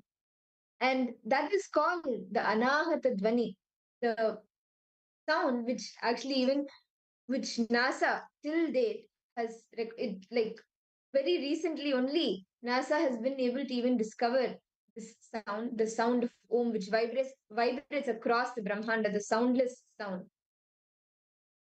Very beautifully, understand? All of us learned, right? The silence with Bhagavan Dakshinamurti radiates, right? The silence he radiates is so powerful. All incarnation gets dissolved. As very beautifully, the one more says, the Agamas, the Vedas and Agamas very beautifully says, Maunam Vyakya Prakatita Parabrahma Tattvam Yuvanam वर्षिष्टान्ते वशत्रिशिगणैरावृतं ब्रह्मनिष्ठैः आचार्येन्द्रं करकलितचिन्मुद्रमानन्दमूर्तिं स्वात्मा Rama मुदितवदनं दक्षिणामूर्तिमीदे. The meaning goes, salutations to Sri Dakshinamurti, whose exposition through profound silence is awakening the knowledge of Supreme Brahman. Whose disciple, who himself is youthful, he is sitting surrounded by old and great sages who are devoted to Brahman. The hands of the supreme spiritual teacher is forming the Chin Mudra, the gesture of knowledge of the Brahman, and whose appearance and blissful, who is his self, which is reflected on his blissful face. Salutation to Sri Dakshina. And you all should just understand that ultimately, Paramashiva's silence is the dream teaching where you vibrate his very frequency in the space of oneness. The silence, when you are in the space of silence, you vibrate with his very own frequency. And this silence, all you need to have is the space of not having attitude. That is all you need to experience that nirvana samadhi, that space of Paramashiva, that Mano Mauna. I was in this, Ma Ashini, Ma Grazina, Ma Fatima, welcome, Grazina, Maria Nithyananda, Ma Lita, Ma Shemain, Ma Linga. Are each of you, Ma Shobana, Ma Yan Hui Jing, Ma Shulini Durga, Ma Kaili Pong, Ma Ikul Bano Nithyananda, Rahul Kanaya. Welcome for the program. Are each of you catching how you can experience that space of mano nona, that unclutching, and just have the dropping attitude, having no attitude, just dropping that attitude. Both the victim identity, the inner of the identity that you carry about yourself, the inner image, the authoritative identity, and the victim identity, dropping that and just remaining in that space, ready to receive the silence that Bhagavan Dakshinamurti, the Guru, is blessing you with. Something says, Bhagavan Dakshinamurti, right? He transmits terabytes of information just out of silence. Understand? Silence is called the anahatadvam. Understand only. Small sense, right?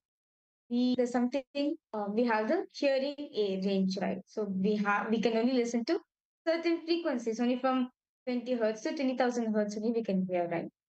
Well, above the 20,000 hertz we can't hear anything. Below 20 hertz also we can't hear.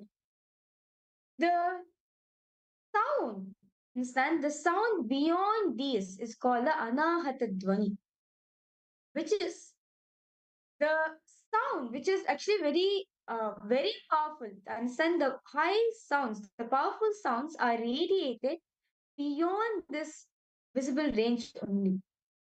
And sound, the understand, it's decibel. Bhagavan Dakshinamurti teaches each and every one of us instance. Or see, we are not going to be see, understand, all of us want to experience inner peace, right? How many of you want to experience inner peace?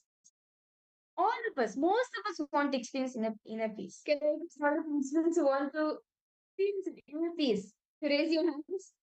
All hands are going to go up. Each of you all want to experience that inner peace. Yes, I see a few hands. Yes. So all other we want to experience that inner peace, right? Actually, that is only the unclutching, the Nirvikalpa Samadhi space that Dakshinamurti blesses us with, just with the pure silence, the Mano and Mauna. So we are not going into a beautiful process where we are going to be experiencing the silence of Bhagavan Dakshinamurti. You understand? In life, when we are being silent, right? When we are silent, we may carry certain anger, violence, vengeance within ourselves. Like, for example, just one day, like you just want to be quiet, thinking, oh my God, what happened to her? Why is she quiet? Like, is something wrong to her? Why is she like, yeah, something like that, right?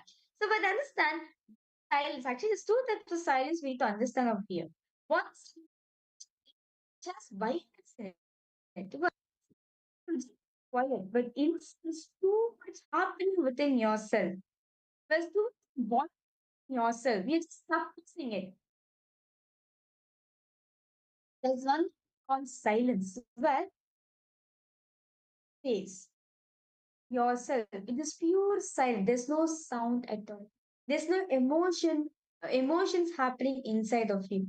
See, that silence Bhagavan Dakshinamurti radiates, where anyone and also anyone who's sitting in his breathing space will always feel in peace, will always feel pure silence, that complete silence happening within them, our because his inner space does not have any inner child.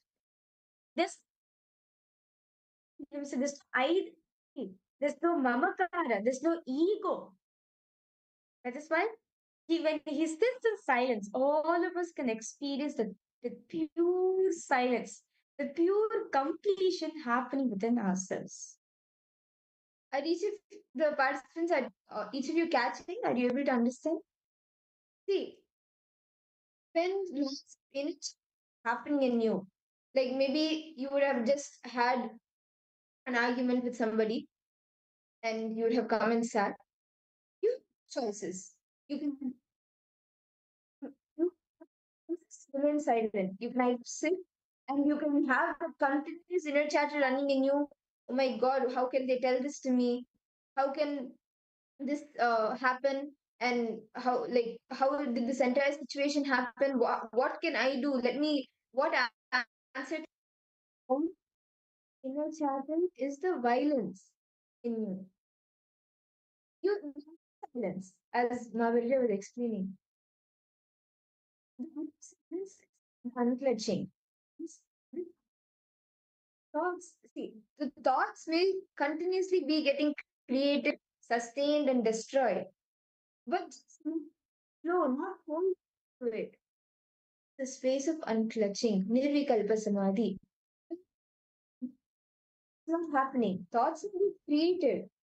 Thoughts will be sustained for a few seconds, but they will continuously go. But just being aware of the process happening, but not happening. Actually, it's chatter. Okay, this, then that.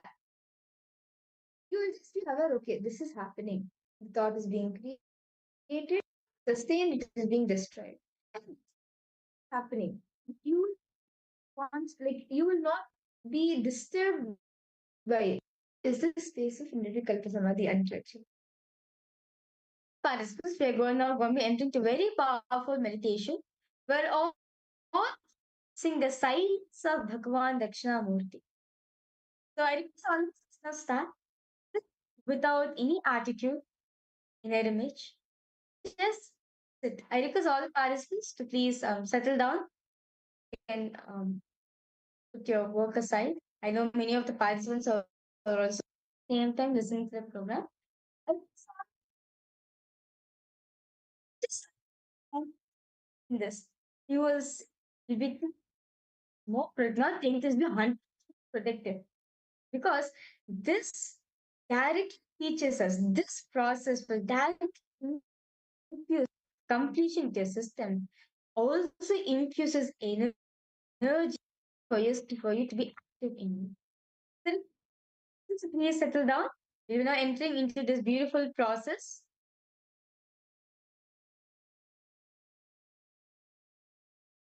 Just sit down, relax yourself, breathe intensely, inhale and exhale as slowly as possible and as deeply as possible.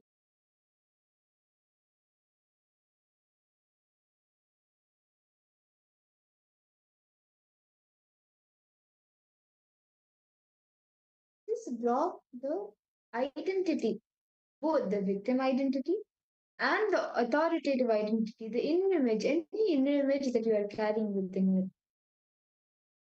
And be open to that silence, pure silence that Swamiji will be guiding us through.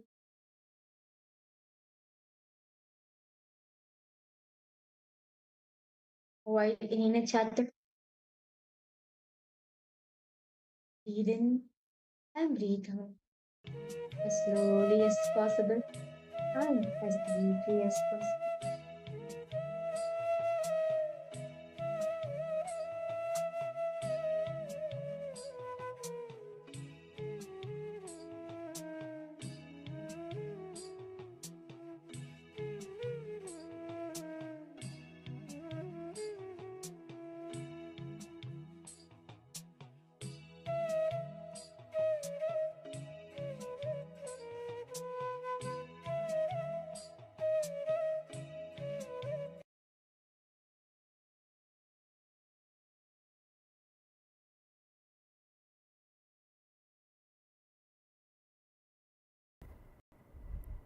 Understand? Sitting without attitude is not concentration, not meditation.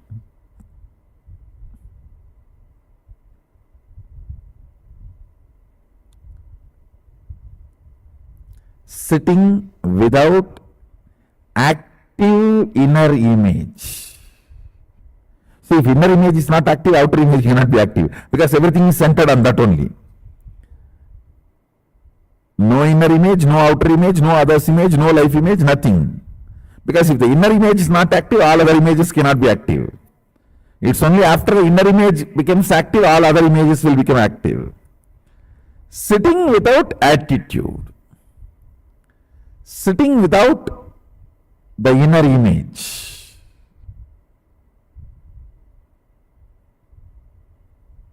If your inner image is not active, you will not even fall asleep. If you breathe with Sadashiva, you will not even fall asleep. You just know how the breathing space of Sadashiva, the prana, enters into your body and enters into all the cells and activates the Kundalini and makes you do the power manifestation.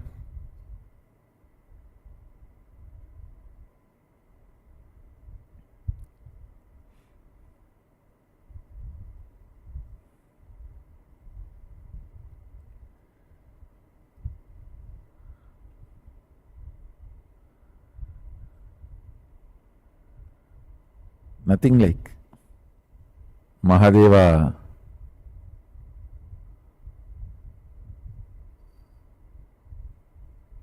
and the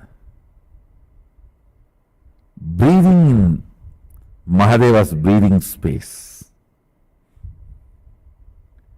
Nothing like it.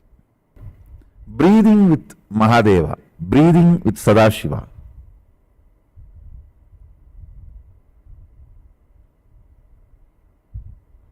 So much can happen in you. Without any attitude, inner image, just sit. See.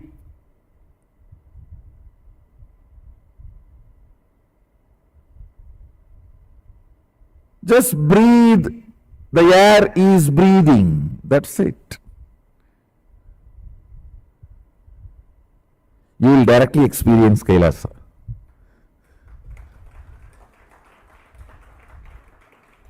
Just breathe.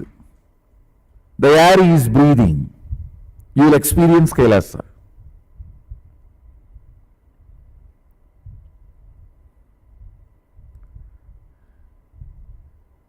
You will experience Sadashiva.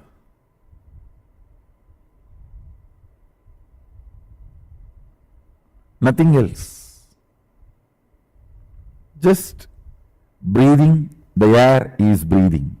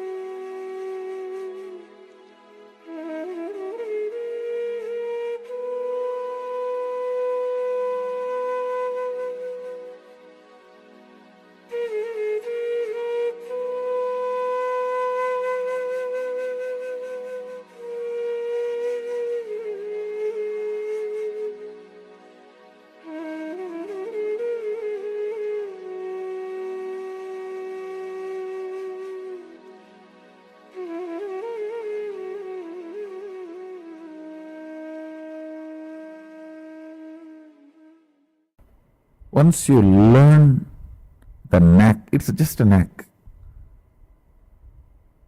Once you learn that knack, even now you can, even here you can practice.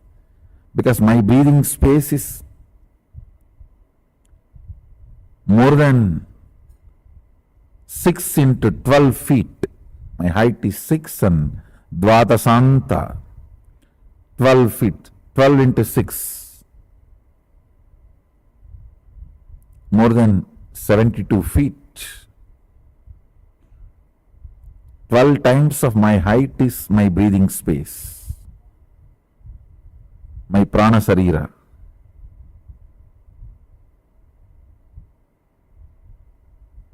So most of you are already in my breathing space. And it is not even restricted to this. I can extend to anybody whom I see. Whoever is in two-way video conferencing, all of you are in my breathing space. Decide to breathe with me, that's all, nothing else. No attitude, no inner image, no outer image, no others image, no life image. Drop. Let me just breathe is breathing space. So other than breathing, nothing exists.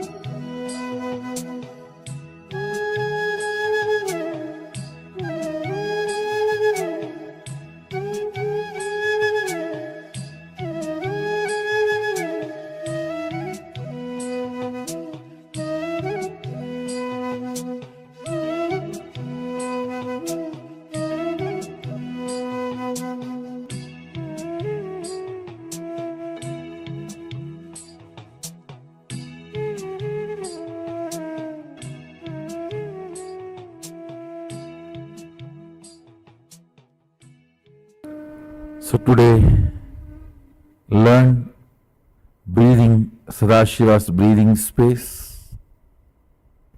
With this, I bless you all. Let's all radiate with integrity, authenticity, responsibility, enriching, causing, living Shuddhatvaita Saivam Sadashivoham, the eternal bliss Nithyananda. Thank you. Be blissful.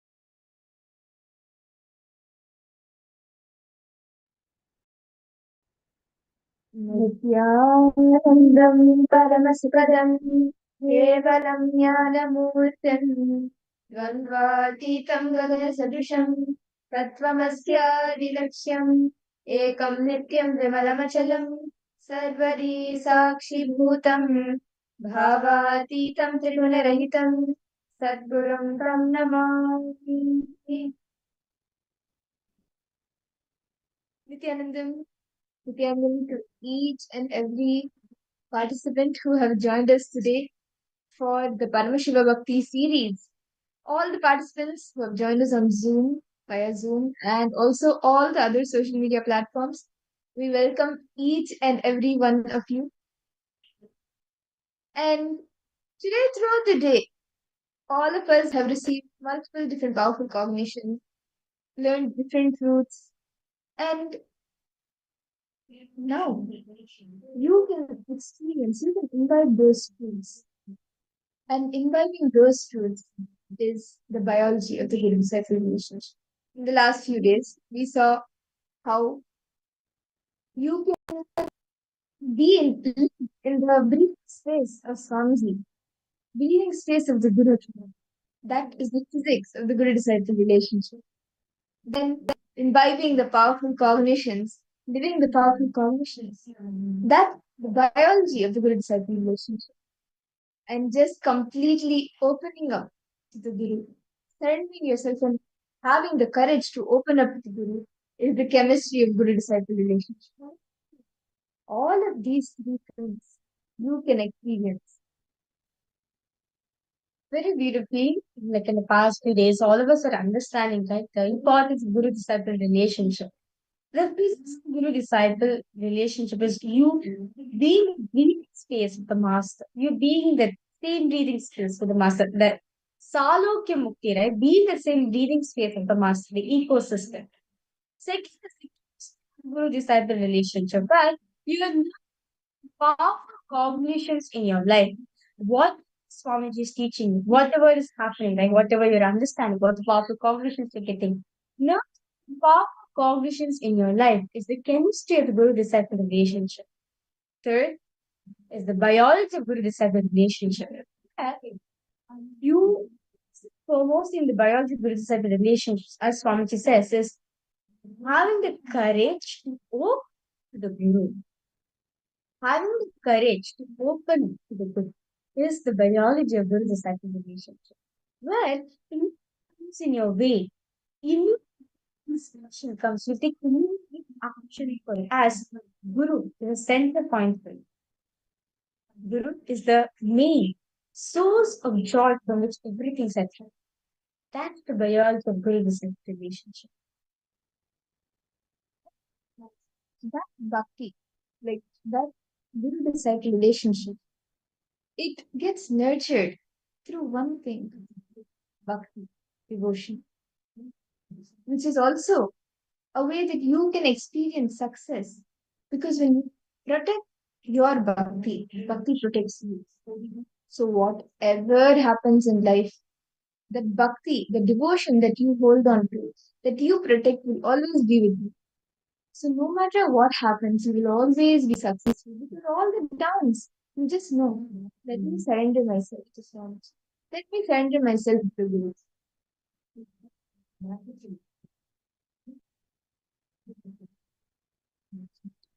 Since have any questions on what is Guru Bhakti or like how did I come to Swamiji? What is that one thing that brought me to Swamiji?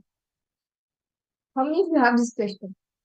You may have been scrolling through social media, you maybe have like you would have met your friend after a long time, or you would have just gotten a random call. But that call or that time in social media, it led you to Swamiji. And that wondering, what's that thing in me that brought me to Swamiji, that made Swamiji enter my life? And after that, what happened to me? How many of you have this question? See, understand, the Guru happens in your life only like when you get to know him only when he knows you, when he gets to know you. Only when he thinks of you, you even that thought even comes to you. Whatever happens, it is all Swamiji's Leela. And the moment he enters your life, that bhakti that comes, the devotion of you just surrendering yourself to him, multiple stages. There are multiple stages to nurture that relationship with the Guru. But whatever stage you're in, that one thing that makes you come back again and again to the Guru is the devotion. Whatever ups and downs you may be going through, you may have had a very hard day personally or even professionally. But at the end of the day, you come and just sit at the feet of the Guru, at the feet of Swamiji, knowing that he is there. That one bhakti is something that you can never let go of.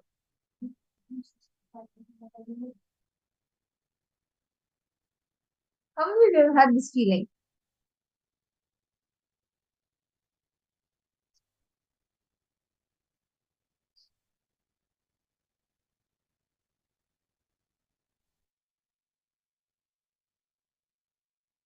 See, this is something that all of us, I'm sure, would have experienced at some point or the other, right?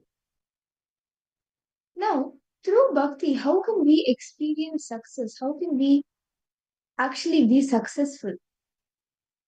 Narada in the Bhakti Sutra, Narada Bhakti Sutras, Devarishi Narada, he beautifully explains 16 ways through which you can experience bhakti.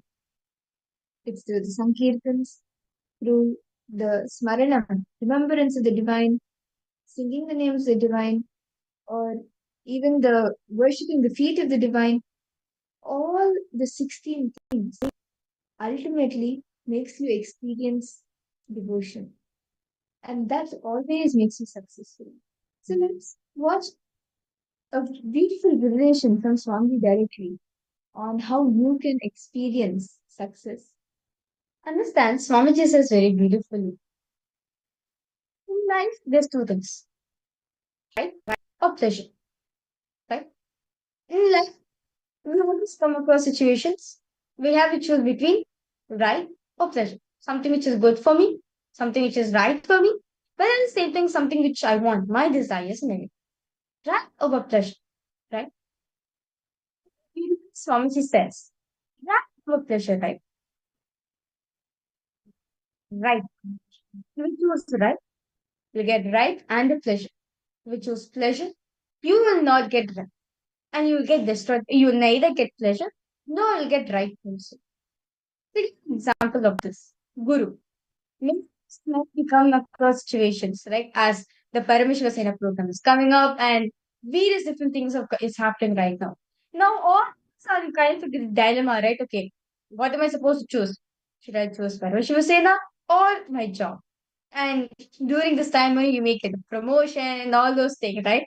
But you feel like you're not so sure what should I choose in my life. Swamiji very beautifully says in the satsang that the key to success, you success in your life is not negotiating with the Guru. Drop your all negotiations. Don't negotiate with the Guru, but negotiate with the whole world for Guru. Which means choose right, choose Guru. When you choose Swamiji, right? When you choose what is right for you, when you choose Guru, he will give you everything, whether it be competence, integrity, authenticity, health, wealth, relationship, career, and enlightenment. Guru can give. It's very beautiful session. Swamiji will be revealing most in our life. We negotiate others. We don't negotiate others, but we negotiate with the Guru. And because of that, we were experiencing failures in our life. This the success. Those participants, or you who wants to become successful, if you want to experience success in your life, it's revelation Swamiji will be very beautiful to read that you the whole world, anyone, negotiate the world, but never negotiate the good. Don't negotiate with the good. Drop the negotiation with good. If the good says it, Swamiji says it. That's let me go for it. Because whatever Swamiji says, it is to understand very beautifully in Guru Gita. Paramashiva says, Good is the one who gives everybody with name, fame, health, aid, gives up just for disciples' enlightenment alone. He gives sacrifice for everything his whole life, just for a disciple, just for disciple to experience. So, session, we always be understanding how you can negotiate with the world, not with you. Don't negotiate with the Guru, negotiate with the whole world or the Guru. Let's now listen to this beautiful revelation directly revealed for astrology on this beautiful topic.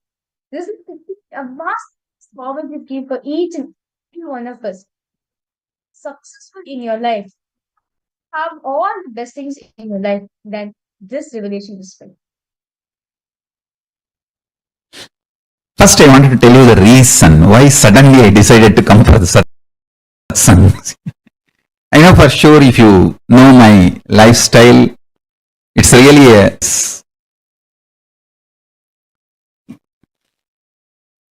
pleasant surprise satsang. Listen.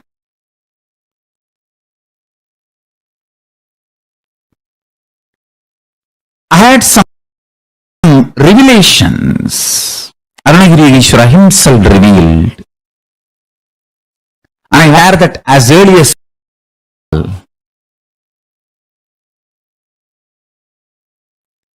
so yesterday I was trying to describe the pi of guru-disciple relationship, the pi of Paramashiva, pi of guru-disciple relationship. Understand?